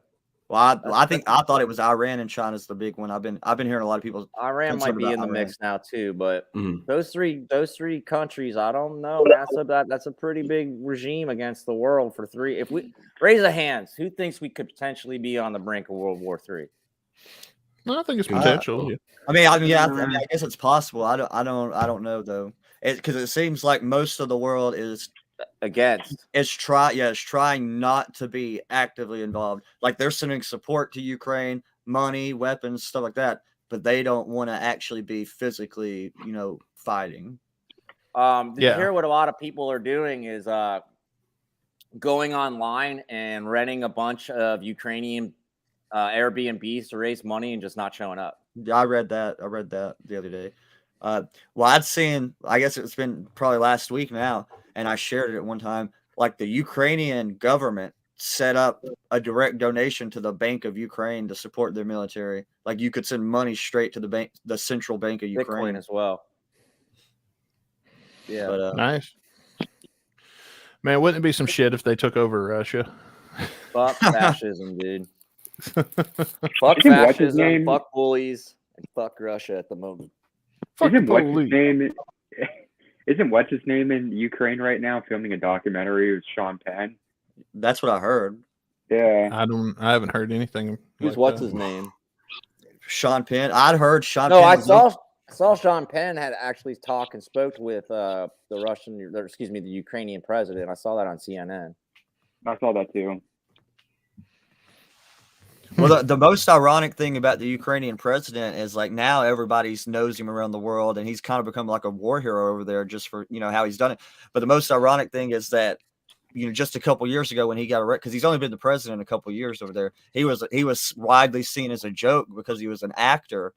And the most ironic thing about it was he was an actor in a sitcom series about an actor who becomes the president, and then he actually became an actor that became the president. Fucking bonkers. Kind of like Bob That is- Odenkirk's character in Joe Rogan or not or Joe not Joe Rogan. What's his name? Who's the other celebrity stoner? Who has the laugh? Who has the laugh that was in Knocked Up and everything? Seth Rogen. Yeah, Seth Rogen.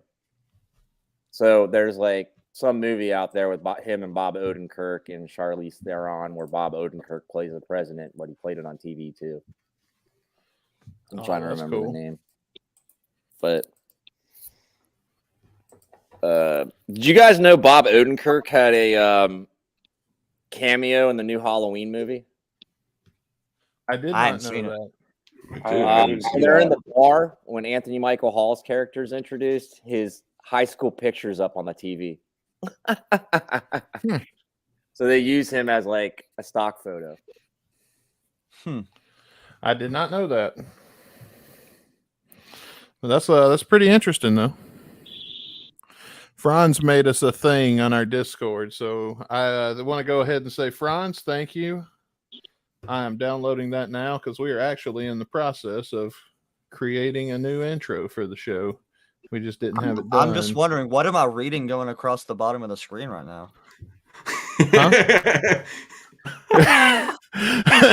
I don't know. What is that? Is that you, Chris? That wasn't me, Giggity, man. giggity, giggity. I put the civil shit. This guy before we went on air was putting the lyrics for Rick Astley songs in there. Oh, We've been putting random shit up to all night, seeing if anybody had noticed. There's been stuff the whole time going across there. Yeah. Yeah. I noticed there's some been a stuff couple earlier, of but it different- seemed like just the normal, like it was, I just now noticed it was some crazy stuff. Yeah, I didn't notice that Over all night. 9,000. She called me Bledge. Because I knocked the dust off it. You guys never heard that before? No. Oh. Oh, I don't we're know gonna have what to do this a- is that I'm reading at all. We're gonna have to do a music video watch along on our live stream here. Maybe. Oh, I've been sending you some good ones for future ones. was gonna say I've been seeing it in our Discord. Still wearing them. I haven't been watching them because I like to react in real time on the show if it's something I've never seen before. But we have them there on the list. But also, I will acknowledge that my computer is so freaking slow, and I'm streaming and doing other shit. I don't know if we can do a music video watch along or not. Have Caputo running. Oh, it's I think it's by Fatty Slims. It's called "Doing Your Mom." Okay, let me look at it. Yeah, Fatty Spins. Sorry, it's by. All right. Yeah. All right, let's try not to get kicked off YouTube. Okay, I got loaded up here. Let's do this. We're not going to do a countdown this time, folks. So if you wanna listen with us, you'll just have to be on Spotify if you're watching the. You all see that? Playback. Yep. This looks like my jam, right. yo. Doing your mom, we're doing your mom, doing your mom, we're doing your mom. Craig it down a little. Okay. Dude, in the purple looks like some Pete Davidson one. Johnny Knoxville over there. That's Ray William Johnson. I was about to say I used to watch his show all the time when he did that. Yeah, man, I'm gonna tell you, if you get to play this in the car with a bass and everything, this shit hits too. I'm doing your mom, yes, yours. For store in the Walmart, picking out your drawers. Big Dolly parking here like an 80s prom. Her ass was looking good. Remember when people used to wear their hats like that? With the Yo, fucking these dudes sideways? flow, yo. Give these guys a contract, whatever they want. Get them in the fucking studio. I found your singer, Matt. Yeah, about three of them. This is terrible. I don't know, man. I'd like to hear a heavy metal cover of this. Oh god, what would that be like?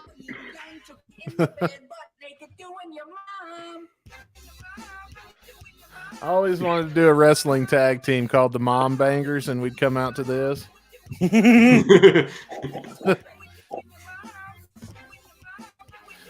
Be our finisher, call it the MILF drop instead of the acid drop. I wonder what the next lyric is.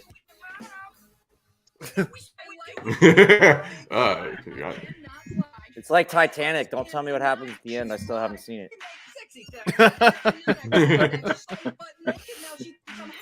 I'm going to spoil it. There's a bitch on a door where there's clearly room for two. So it's like that. Yeah, she lets it freeze to death when there's clearly room for two people on that fucking door. I was fucking a little kid screaming at the screen, there's clearly room for two! Yeah, I haven't seen that movie either. So there's not going to be a sequel? There's a Titanic 2. Yeah, just like there's an Avatar 2. You see the Rick and Morty with the Titanic? I don't believe I have. It's pretty good. Like, essentially, they take a boat ride, but it's not supposed to crash, but then it does. This guy's giving big Ice JJ Fish vibes.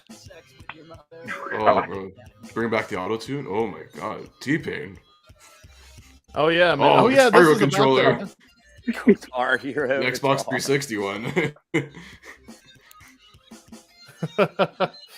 Yeah. He's playing a Hendrix style. This is definitely the T-Pain era of music.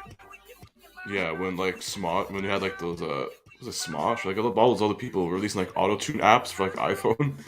Oh, I was about to say I used to watch the channel that did the auto tune of like news clips and stuff. Oh my! Oh, I love that shit.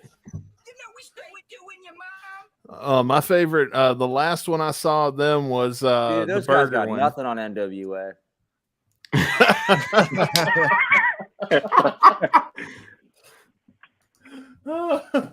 Ice Cube, who? Ruthless.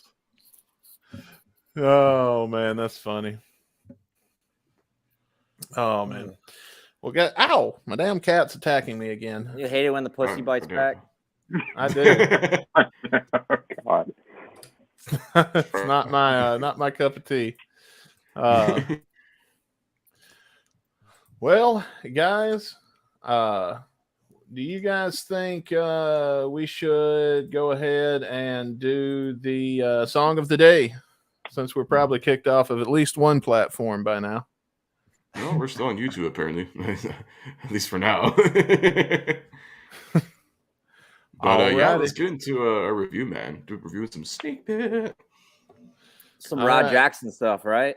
Yes. This is Ain't Life Grand. He is an amazing person to interview. He was great.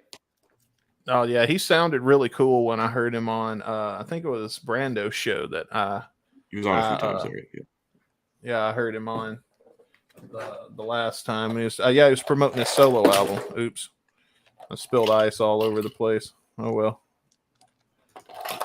It's water. They will wash probably out. get it off of my keyboard before it melts too much. It'd probably be a good idea. Speaking of water, not to interrupt anything, I didn't realize this till, and this happened like a year ago, but DJ Ashba's clothes store in Vegas closed down. Oh, did not know that. Oh shit. Yeah. Does that mean that his water's discontinued too? I was gonna say, was the water making more money than the clothes? Yeah. Who would pay $10 for a bottle of water though? Like, yeah. Don't get me wrong, I love DJ. My Voss water. Hold my I mean, water. I do pay for overpriced water, but not that much. Look, man, I love What DJ. happened to Brita, dude? Yeah. I've got where it came from. I've got on the Liquid Death hype train. That's what I've been drinking is Liquid Death. Oh man. Is that water or power, like an energy drink? No, it's just water, but it comes in a can. Water. Wait, is that the one Steve-O? Sorry about that. Is that My the bad. one Steve-O promotes? He might. Yeah. Okay. Yeah, because I seen it in the videos of his vlog. I know. I was at I was like, what the fuck is this? Yeah, I was at a festival, and that's the only water they sold in the whole festival was Liquid Death in the can. It was not bad. Does it taste metallic-y? No. It kind of does. Like, I've never drinking water out of a can, so it's kind of... It's kind of like I drink it out of habit because I don't even like water, but something about it being in a can, I guess you just like, you're subliminally, link cans to either sodas or energy drinks. So I start drinking those. I can crush out several of them in a short amount of time. Gotta stay hydrated. How much are they a can? Are they like disgustingly expensive? I don't know what they cost when you buy them singles, because I know they do sell just individual tall boy cans some places, but I buy them at a 12-pack for $14.99. That's not bad. It's not too bad. It's like a little over $1 per. Yeah, that's not well, bad. Well, guys, with that, let's talk about some music. What change? James Brown, bruh. James Brown. Dude, I saw him live and he fucking rocked the house, dude. James Brown or That's Rick badass. James? James Brown, and he had so much makeup on that the stage lights made him look like a pumpkin. Was James Brown the one? Is James Brown the one that was recording women in the bathroom or something like that? No. That sounds like a Rick James thing. But not to say he didn't. Not to say he didn't have his trials and tribulations. With That's what I was like. I didn't know if it was Rick James or James Brown. It was somebody from like that. James Brown also had all those. Maybe it was Chuck Berry who did that. Oh, was it Chuck Berry that did that? Chuck Berry. I actually saw Chuck Berry that same summer at the same place, and Ray Charles. I stood next to Ray Charles's tour bus, dude. It was dope. Like one summer, 3 great artists all in one place. No, that sounds dope. Not at the same time though. Like it was the city I grew up in would throw festivals every summer and have a weekend guy come in and play for the whole like city. And those are the 3 people in one summer that actually came through, and it was fucking amazing. Nice. That's fucking nice. So I saw them all for free too. Oh, and I also saw James Brown at the Gathering of the Vibes in New York in like 01 or 02 at that festival, and he rocked the show too. That's pretty cool. Well, you guys ready for Landslide? Let's get her. Oh, this is in Fleetwood Mac. No, we're It's, not a listening it's to actually a it. cover. It's a cover, actually. Yeah. Oh, I it would is? never listen. I hate that song so bad. Like that's like one of my least favorites. I change the radio every time that song. No, comes on. you're. It's like Journey with you. You roll up the windows, make sure nobody's looking, and have a good cry. No, dude. When Journey comes on, fucking, I roll down the windows and I'll be hanging out the side. Yeah. Pointing at people. Gotta On get a- through No, your seat let's to get into some dance. of that. God, I love that part in Caddyshack before that song comes on. Motherfucker, I admit to listening to Katy Perry on this show. You think I'm going to be ashamed of anything Taylor that's in my... Swift. I have not And listened to Taylor Katy Swift. Perry. Neither. Yeah. Neither. Love me some T Swift, but let's go a different direction real quick.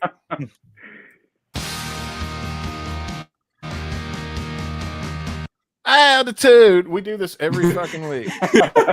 Long time. Every, 1, 2, fuck yeah. everything just sounds like attitude, I guess.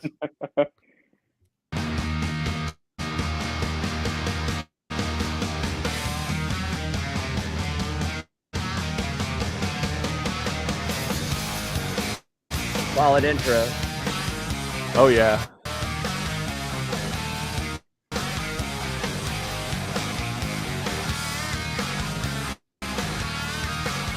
It's a hell of a fucking song.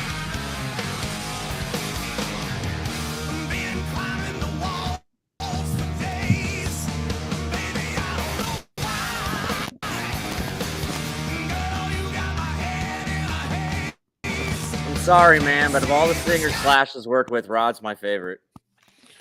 Yeah, I wish he would do more with him.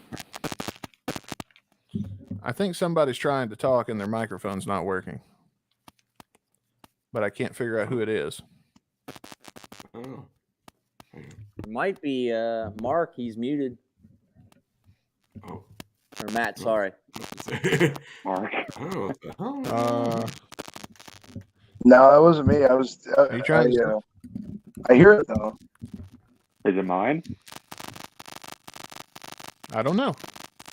I can't tell. I'm playing with all my stuff to see. if it's Everybody mine, mute but- their shit for a second. See who it is.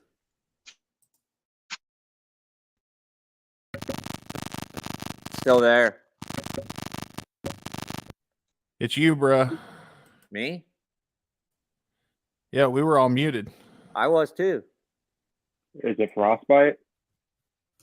Who knows? I don't know. Hmm. If it comes back, we'll see. I think we should get back. I muted. I muted my mic. I didn't mute it on my computer, but I was muted. I don't know what's going on there. I'm still getting it on mute. It wouldn't be something Guns N' Roses related without technical difficulties. Somebody trying to put their finger in some shit. Yeah. Fix the lame ass microphones. I'm going home. Right there. That's it. You heard Fuck the microphone. We're out.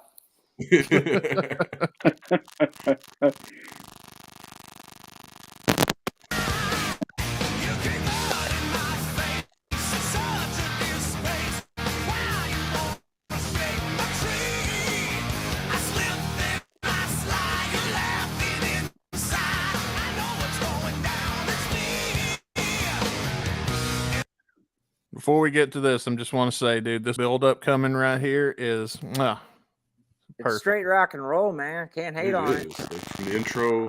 Oh, riff. Caputo, it's definitely you. Every time you open your mouth, it comes. Hang on. It's not him because I muted him and it still does it.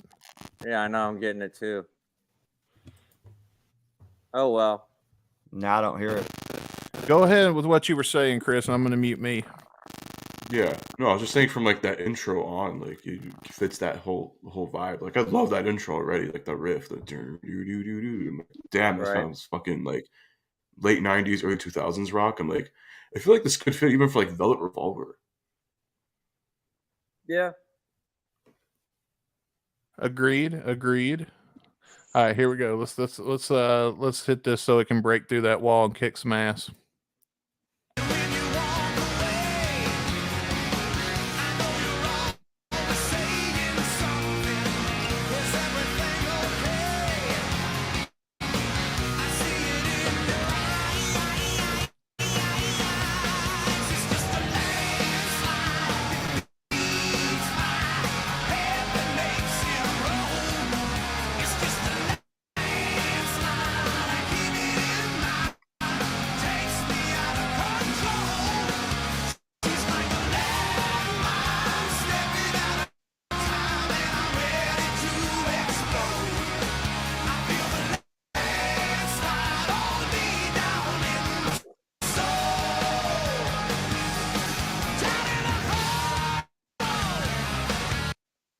That shit is amazing to me. That's some rock and roll, man. That's some R and F and R. Hands down. Hey, is it me or does the original album concept for the front cover there look like a potentially, if the original could be found, and a potential NFT? I wouldn't buy an NFT, but I would buy the painting and hang up in here. Yep. I like Slash's idea of an NFT. I don't know if you saw the shirt he had. As What a is that? crypto investor, I would say that NFTs are a huge shithole. Don't fuck with them. Nah, don't rip off I people's art actually- for money, please. I actually bought one of those shirts. I've got it. I think I should have it by Wednesday. What's the All shirt the say? nice I fucking haven't seen titties. it. Oh, okay. Yeah, I love NFTs, nice fucking titties, and it's like a chick with like tits. Well, I think Slash's son actually has some NFTs online now. If you saw the Jimmy Yeah, Jeff Kimmel app. mentioned that to me some nice fucking a few titties. weeks ago.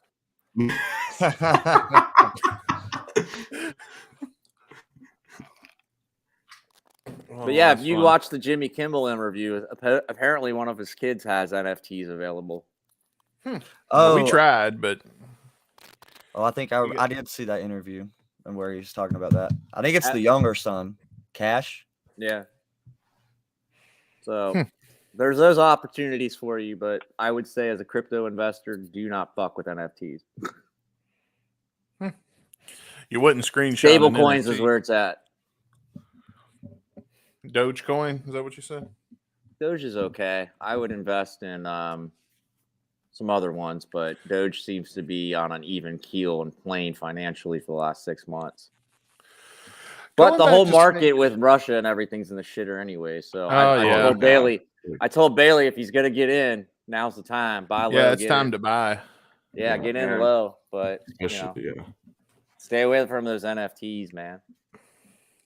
I think the last time Matt was on, we talked about this album a little bit and how I feel like Ain't Life Grand is a guitar player's album. Agreed. Mhm. Yeah, big time, man. And I've said it a million times almost every time I'm on here.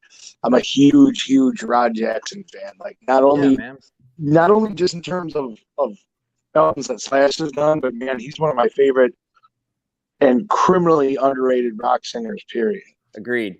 Agreed. Oh yeah, Rod, if you're out there watching us live, you should jump in.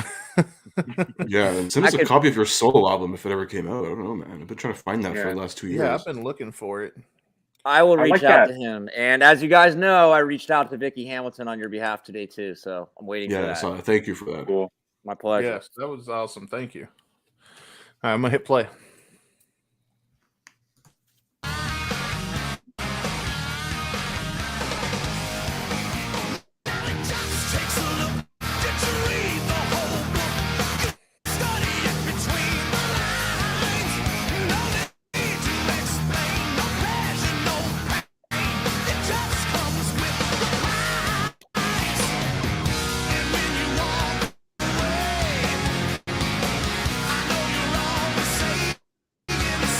It's so hard to podcast when it's a good song, right? But it's right in the face rock, dude. It really is. This is definitely this is one of the bangers on this album. Like if I went and saw Snakepit live when it gets to this one, this is the jump up and down fucking throw shit song. Won't find me in the beer line during this one. Oh hell no. No. This is just a straight rock and roll song. It's just a straight rock and roll song. And see, that's one of the things that disappoints me about Slash and Miles Kennedy doing away with covers in there. It's like shit like this is never going to get played live ever again. And well, they're playing some Slash has been pulling some shit out of his ass on this tour, man. He's pulled some deep cuts out, as far as I understand. And there's no guns. There's no on this tour. He's not playing any guns. He played one song in Seattle with Duff, and that was it. For VR. If you go to look at Setlist FM, this tour with Slash is fucking Slash tunes and pretty much Slash tunes only. Yeah. Except for Rocket Man. Going off, what a weird. Yeah, that was weird. Well, I mean, it's because him and Miles had that version recorded for that album. I mean, for the that movie. Oh yeah, I forgot about that. We even reviewed that movie. Was it for the Rocket Man movie? I don't No, know. it was for Stuntman movie on Disney Plus. Oh, or that's something, right. about Yeah, some I was gonna say, documentary it's about some something from stuntman. Disney. By the way, sorry, but Speed Parade is being played in the set list in the Slash shows. Okay. Yeah, that's a deep cut, dude. So I Yeah. mean, hats off to Slash for keeping this like his side of the fence on this tour. Stop asking. It's like kind of like probably in the sense that he got sick answering those guns questions 15 years ago. Like maybe he's trying to draw a line in the sand. Well, I Saying- mean, he's Two different also bands. playing 3 hours every night with guns too. Those songs already. Yeah, so. I mean, and plus he's going through the motions of having to play the Chinese democracy stuff. Like, you got to admit, while he and Duff are on stage, they have to just be going through the motions. Like, give me my paycheck. Give me my paycheck. I didn't write this fucking song. good, because when they came back and they started changing all the fucking solos, that was bullshit. When you played This I Love and they played that horrible fucking solo that just ruins and takes you completely out of the song, dude, fuck you. Play it how it goes. Okay, motherfucker. When fucking Bumblefoot. That's got to feel like a 9-to-5 job for him, though, dude. No, fuck you. When Buckethead was playing your solos, he played the fucking solo how it goes. When he fucking played, it was because Axl was up his ass if he fucked up. Now, I don't see Axl getting up Slash's ass for fucking up. Slash would be like, fuck you, I'm out. But then again, the general audience that are at these gun shows, do you really think they care if, like, the Chinese democracy solos are 100% accurate? Those people who like Dustin, though, who are avid to the Chinese democracy album, it does bother them. I get it. They don't have to be 100% accurate. Their version of Better is really fucking good. Right. But the one that pissed me off was This I Love. Like, that disastrous, horrible ass solo Slash created for This I Love just ruins the fucking song. Mm. And in my opinion, I'm not that big of a fan of a song anyway, so I can give a nod of the hat to Axl for them playing Slither.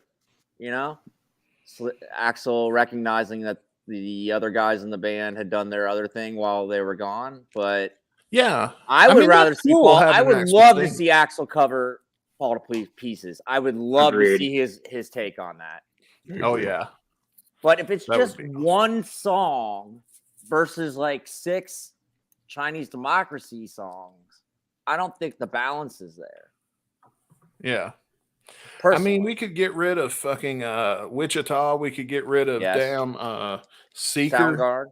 One of the Soundgarden, one of the other 900. All the covers can go except for Knockin' and Live and Let Die, in my opinion. And then throw in some VR, man. Fuck it. Why not?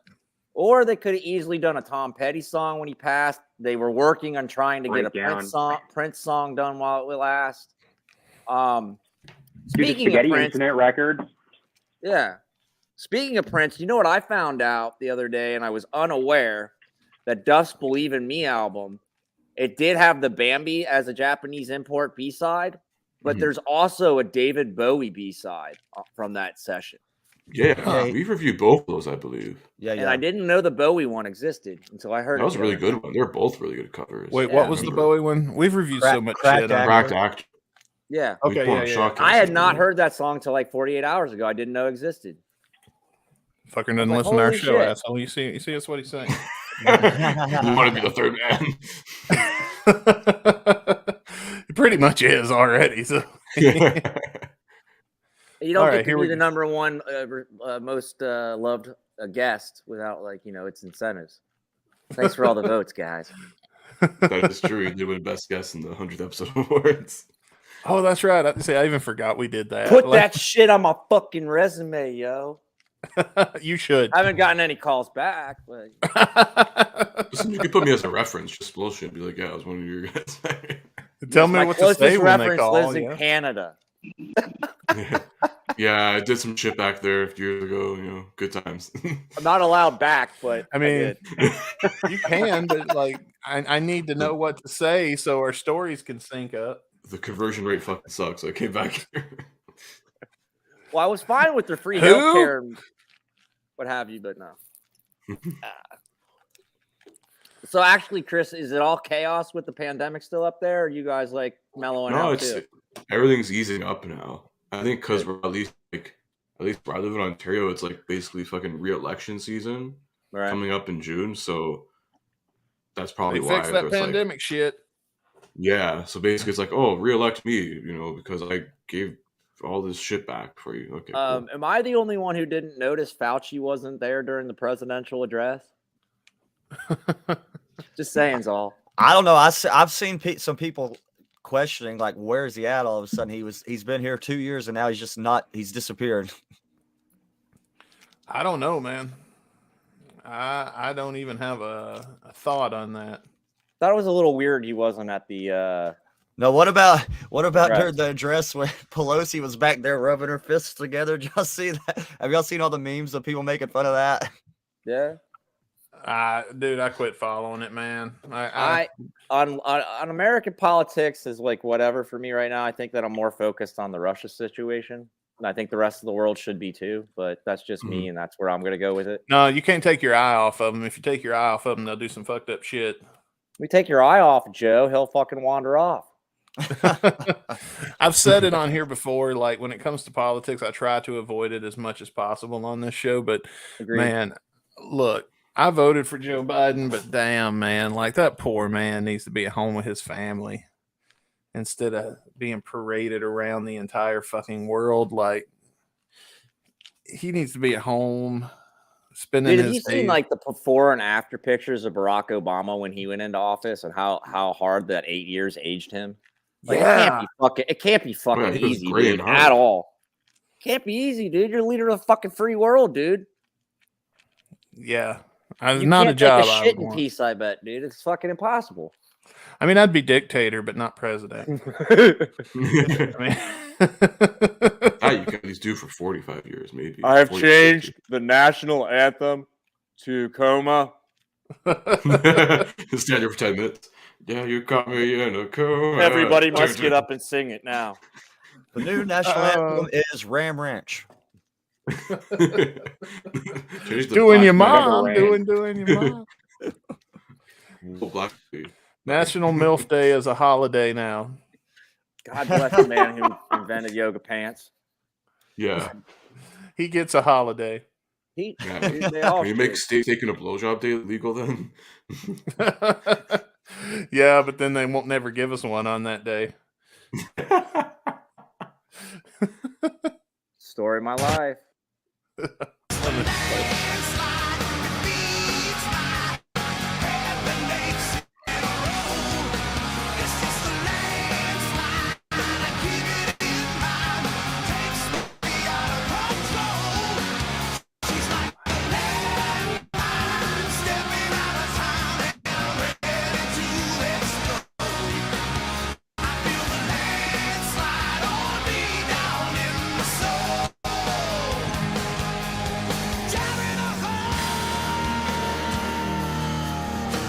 All right, we're going to break it down. Taking it easy for a minute.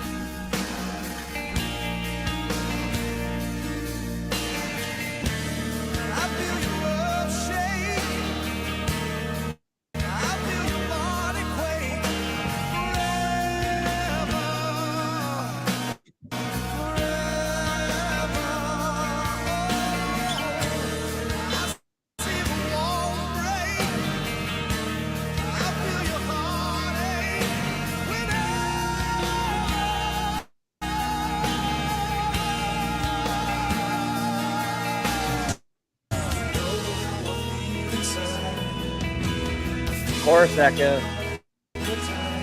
Oh, hell yeah. All right, I'm going to pause for a second because before we get into this guitar solo, Chris, I'm going to tag you in, man. It's lyric time. All right. You want to start from the top? Yeah, start from the top. Let's break these down. Let's come up with what we're talking about here. I bet it's going to be a hooker because every time we do this. Yeah, if I'm looking at it right now, it's basically about a chick. So I'm reading here. Been climbing the walls for days. Baby, I don't know why. Girl, you got my head in a haze, and I can't see the sky. You kick mud in my face. It's such a disgrace. Why you want to shake my tree? I slip, then I slide. You're laughing inside. I know what's going down. It's me. And when you walk away, I know you're always saying something. Is everything okay? I see it in your eyes. And then the chorus hits. It's just a landslide that feeds my head, that makes it roll. It's just a landslide. Keep it in mind. Takes me out of control. She's like a landmine, stepping out of time, and I'm ready to explode. I feel the landslide on me, down in my soul, down in a hole. So he snagged him a crazy, everybody. We've all been there, I believe. Crazy makes crazy.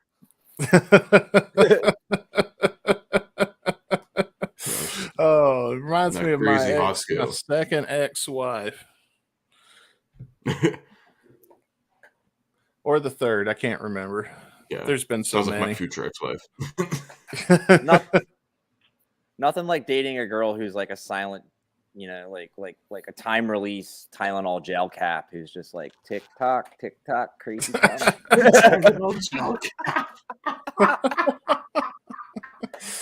Oh man, but it's good to have friends to stay with when you're doing that. Exactly. It's always good to have a bomb shelter to be able to crash at because crazy chicks are fun, but man, it's a bad habit.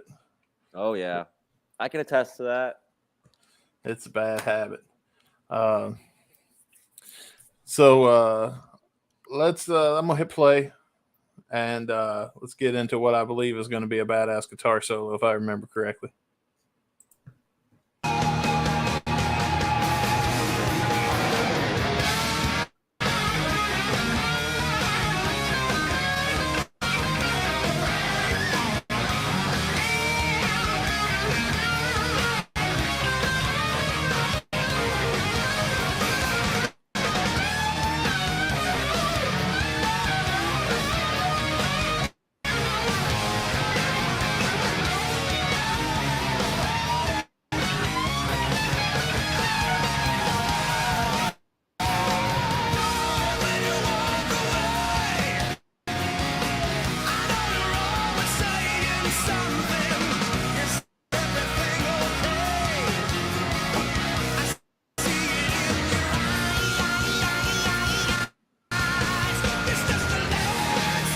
Love that shit, man.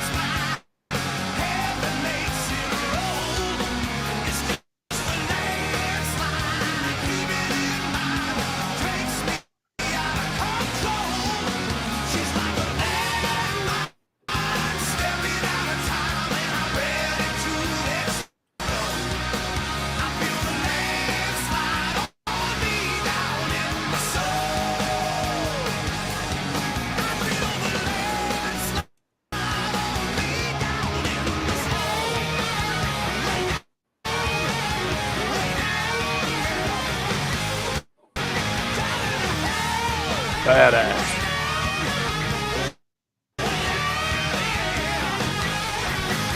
Very badass.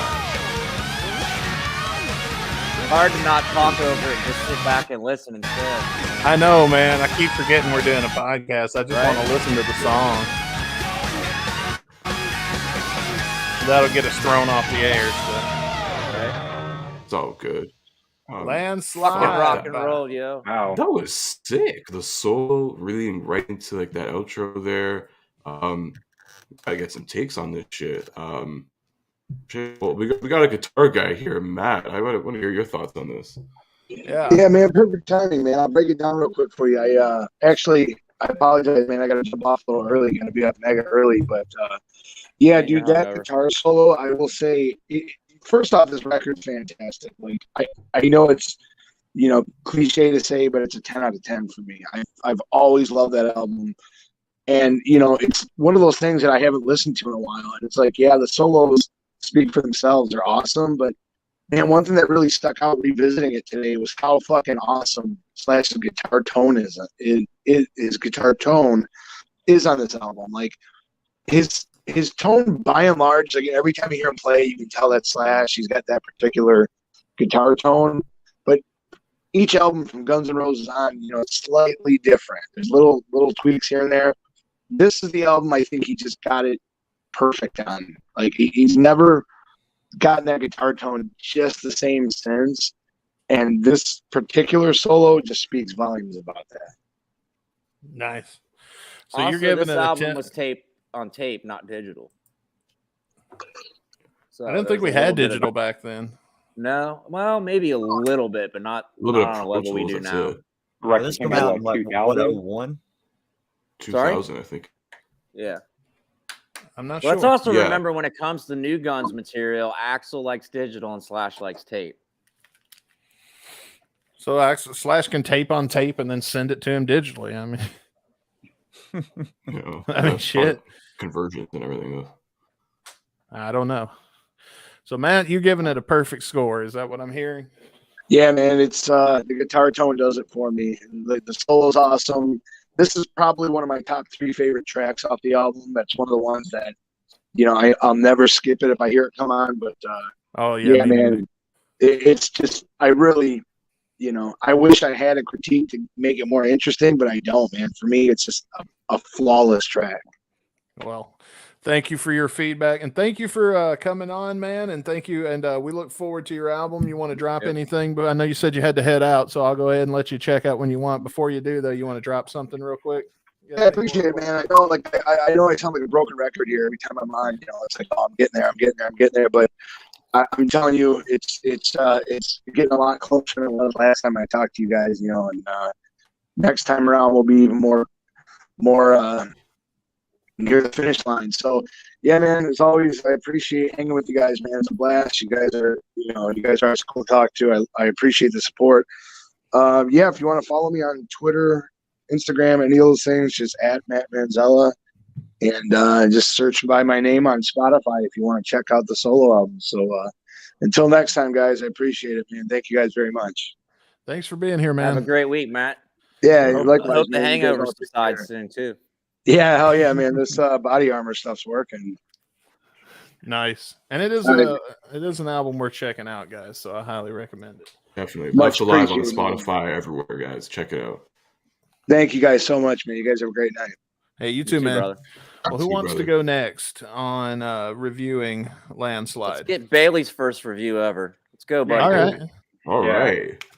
Honestly, this record, it's a record that I feel like it's kind of lost in Slash's overall discography, and I've kind of gotten more into it in recent years. Slash has got some great solos on this record, so I'd probably give this song a 4 out of 5. I think this is an album I think that's definitely very underrated out of all the albums he's done. So it's a great song, and Rod's great. I think he's underrated as far as all the singers that Slash has worked with, but just underrated album and a good song. Yeah. Out of 5, what do you give it? 4. Oh, he's 4. 4 out of 5. Okay, yeah, that's right. He said that. 4. There we go. All right. Well, good deal. Thank you. Let's do Frost next. Yeah, kind of to echo, I mean, kind of what Bailey said and other people said, it's kind of like a record that gets overlooked. I mean, even by myself, like, I know I'm only really familiar with a few songs on the album, even though I've listened to it a lot. I just don't go back to it a lot. But it's a really solid album. Like, listening to that song, it was very full. You could hear the sound just like very full. I guess going back to what Matt was saying about the guitar tone, it's very raw and it's very in your face. And that song was just driving, full force ahead. And the solo with the outro with Rod singing over it while Slash is going off the rails at the end was really cool.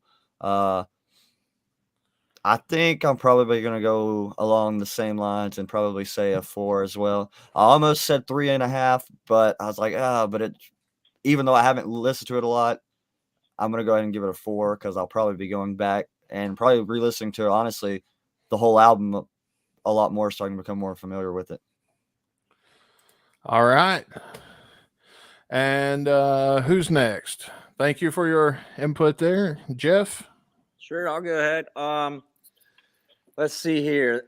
I would mirror everything everybody else has already said. I personally think Rod Jackson is his best singer of all the ones that he's worked with. Rod's a standout for a human being. He's really down to earth. When I interviewed him, it doesn't sound like somebody's stepping on his nuts when he's trying to sing.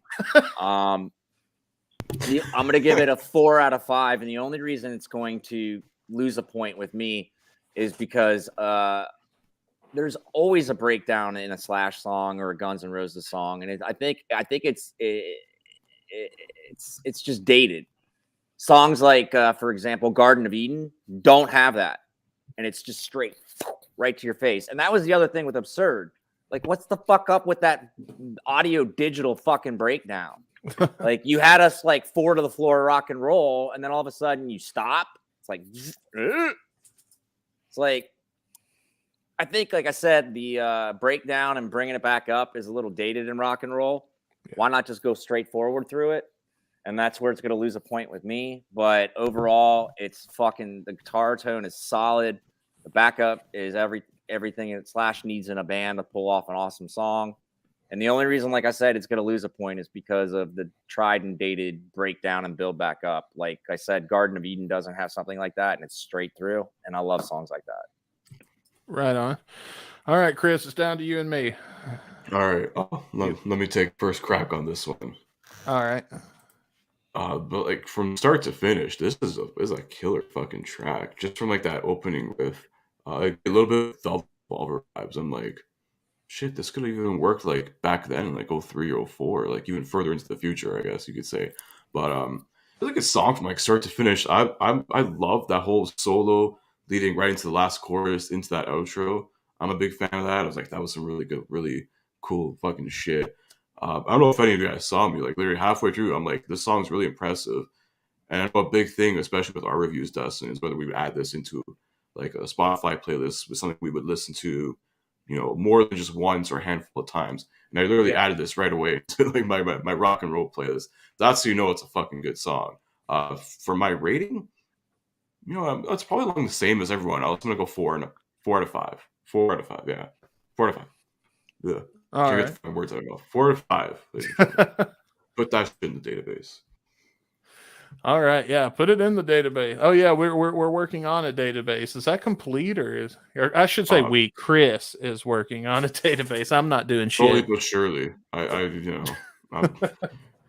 we'll share it once, you know, when I get all the songs and everything there ready to go. So in all the years we've been doing this, we haven't kept up with what we rate songs. So now we're paying for that. And we may have to re-review some stuff because I'm like trying to like sort through. I'm like, oh god, where's the part where we review the songs? Yeah, we do re-review things later on and change our ratings, and that makes it a pain in the ass to remember. Like Absurd. Yeah, like Absurd, because we all were like stoked when Absurd came out, and then like a week later we were like, okay, yeah, this ain't that great after all. Yeah.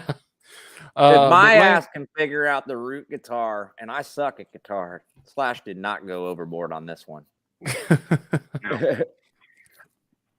All right, so my final thoughts. I'm not going to take a lot of time. I'm just going to say everybody said everything that I was kind of thinking.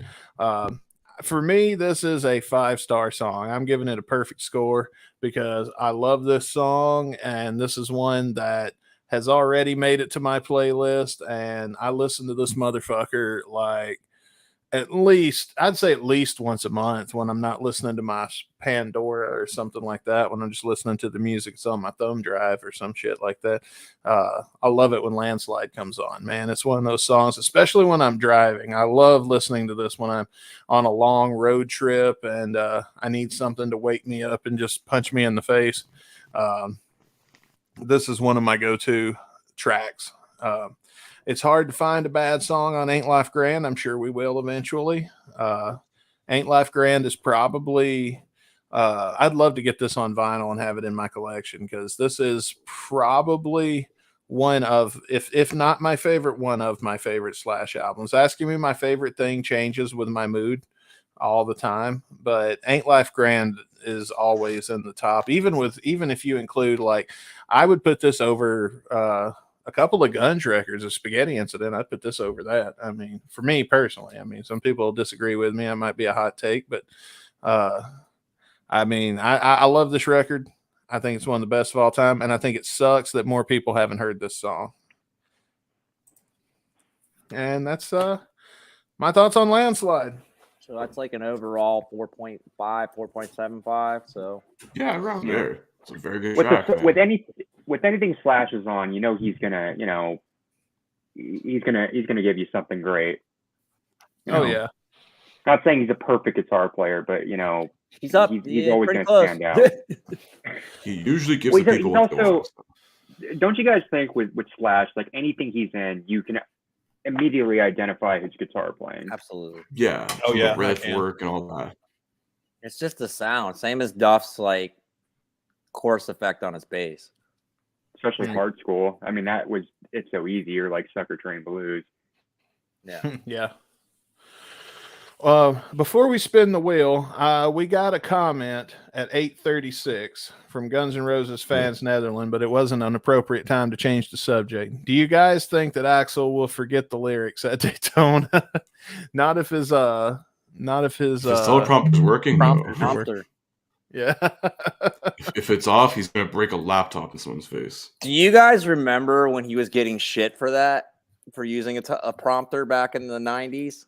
MTV did something, and like the only person that really came to his defense was Ice-T. A lot of people do. Frank Sinatra, Yeah. I think. Well, he hold would on. Frank Sinatra slayed more than any man on earth, so he can do whatever he wants. Just saying, all. I don't know. Alex Cooper would have like he would have his lyrics written out on paper, and he would just come on stage. Didn't Teddy tell you that, Jeff? Yeah. Miles Kennedy did that for a couple of, he didn't have every song, but when the first time I ever saw Slash and Miles Kennedy, the lyrics were on the paper taped to the stage. I think it was Civil War and something else. I don't remember. It wasn't every song, but there was a couple. Job, dude. Well, I mean, what's your job to entertain the crowd, man? Like you got to entertain. If you can't remember the words, fuck it. I saw the great George Carlin in concert, man, and he was reading off paper. It's like, what the fuck? Oh no, I don't know how that'd work in stand up. Well, he had like a table, and he would go over and look at it, and then walk away from it, and probably like a set list or something. Still, though, it's like what order do I put these jokes in or something? But like that shit just flows. Stand up comedy is different. You gotta know in the flow from one to the next. Find me to be a dick, if you will, but I think you should have your shit memorized before you get on stage if you're making that kind of money. If I was making that kind of money, fuck it. I'm gonna be on stage. I'm gonna fucking be there if I know my shit or not. I feel like singers are the only people that can do that in a band. Because if you're a guitar player or a drummer and you forget something, you're not gonna have music written out. Especially a lot of guitar players and drummers, they don't even read music. Right. Well, now that Guitar Hero's a thing. I read an interview lately that Slash regrets not being able to read music. He was like, Jimmy Page does, and John Paul Jones can, and it's an added incentive. Because if you go into session work and you can't fucking read music, you're fucked. That was his point. I am learning some of it by accident because of TikTok. There's a music teacher that teaches little kids music, and she posts TikTok videos from her class. And that shit is educational as fuck when it comes to something I'm interested in. I'm like, okay, I do. The only break it down to get a third grader to understand it. The only thing I remember from music class is face, and every good boy does fine. Those that's pretty much it. I remember, Birch, you suck. You should probably take a different class.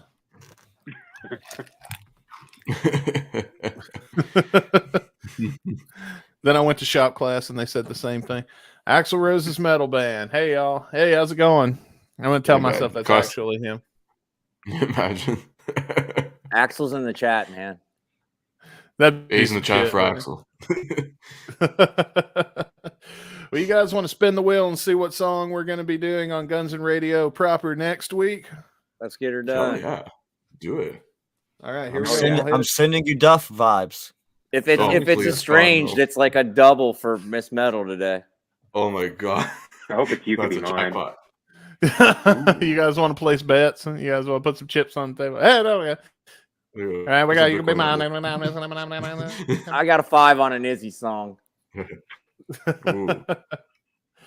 probably either Izzy or Duff, because that's 90% of what we usually get. Okay, here we go.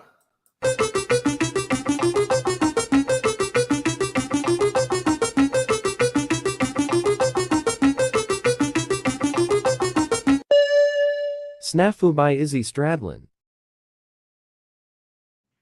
I was right. I'll take my 5. You gotta show the snafu, boys.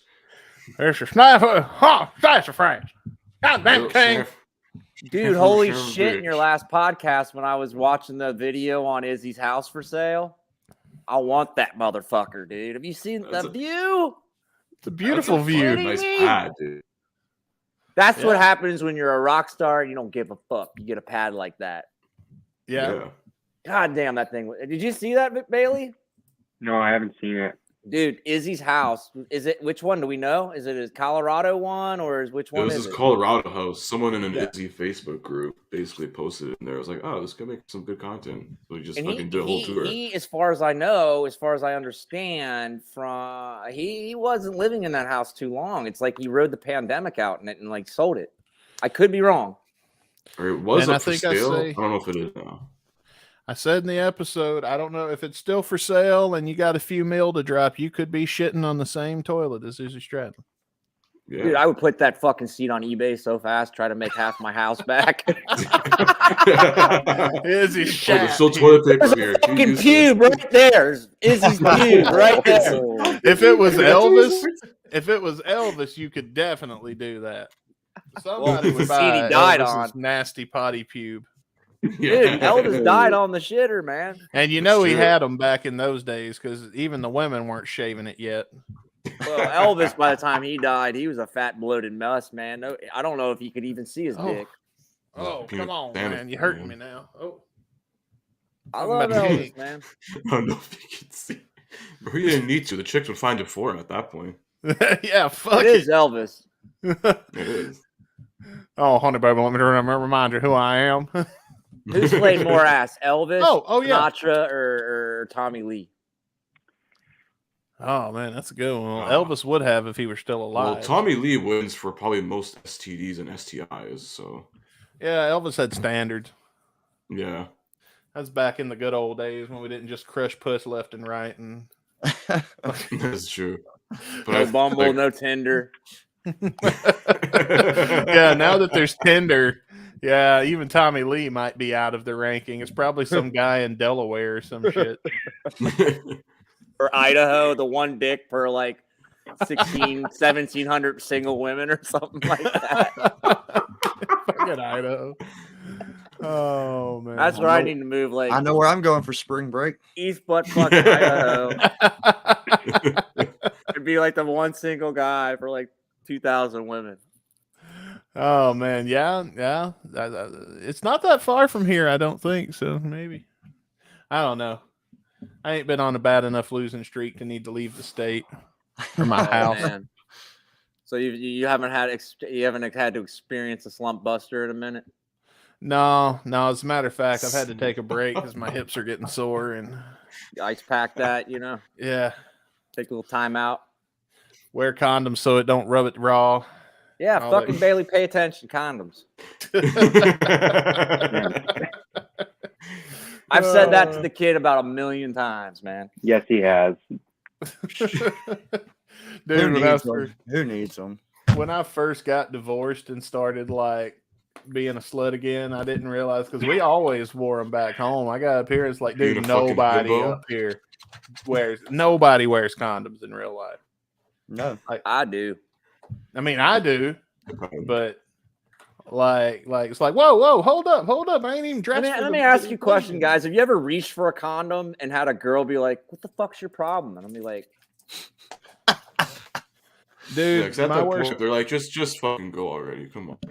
I don't Like, know they're if on a I've told clock. it They're on like here. 5 minutes. Let's go. I've had a Wrap this girl up. kind of look at me like offended because I grabbed one. Like, aren't we supposed to do the responsible thing here? You know, like I don't know. Have I told the hand just tell them, sanitizer? listen, yes, I'm not yes, rich. yes. Everybody knows Where my do you hand wanna leave? sanitizer story. So Dude, that hand sanitizer is hilarious.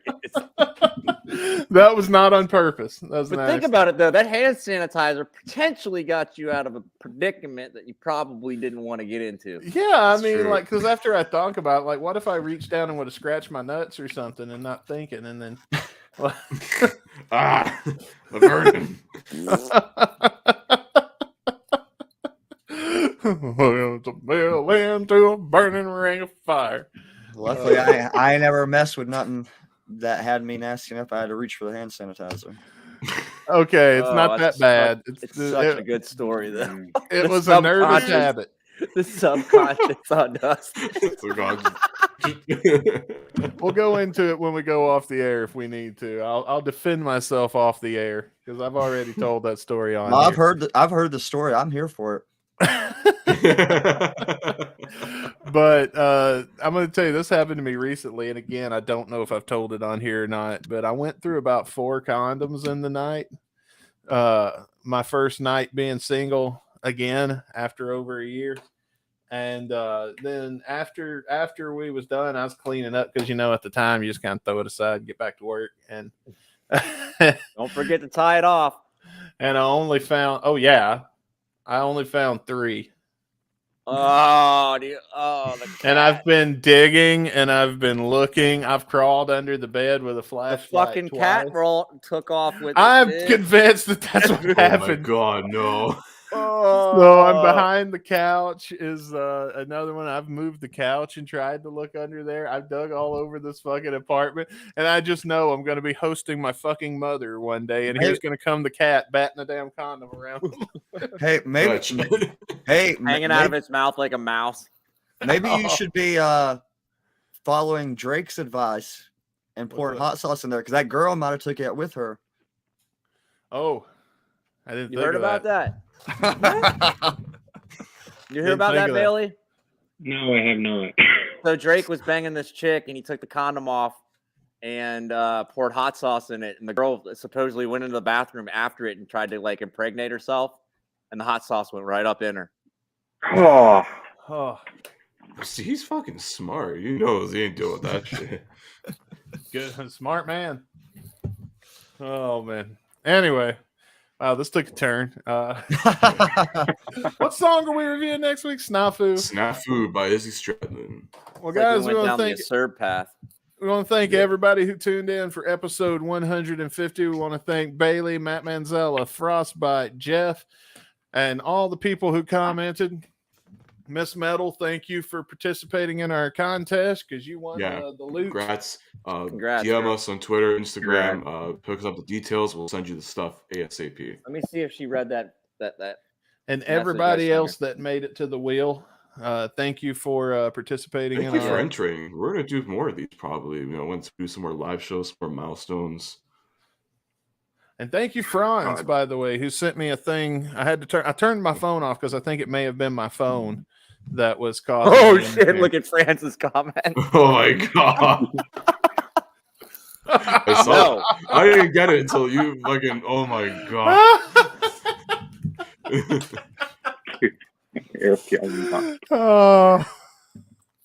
No, Metallica will be there, not guns. Okay. Francis is like the only one in the stadium, with his ticket. What the fuck is everybody, man?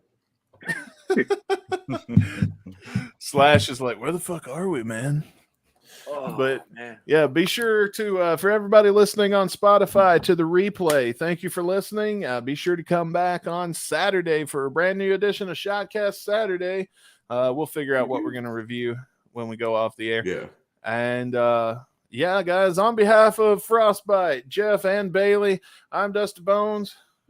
And I'm Chris Caputo. Thank you for celebrating 150 fucking episodes with us. Congratulations, guys. To even more, Congrats, guys. 200 and beyond. We'll see you guys on Saturday, and come join us back next Monday for some more Guns and Radio goodness. Until then, guys, have a good night. Peace out.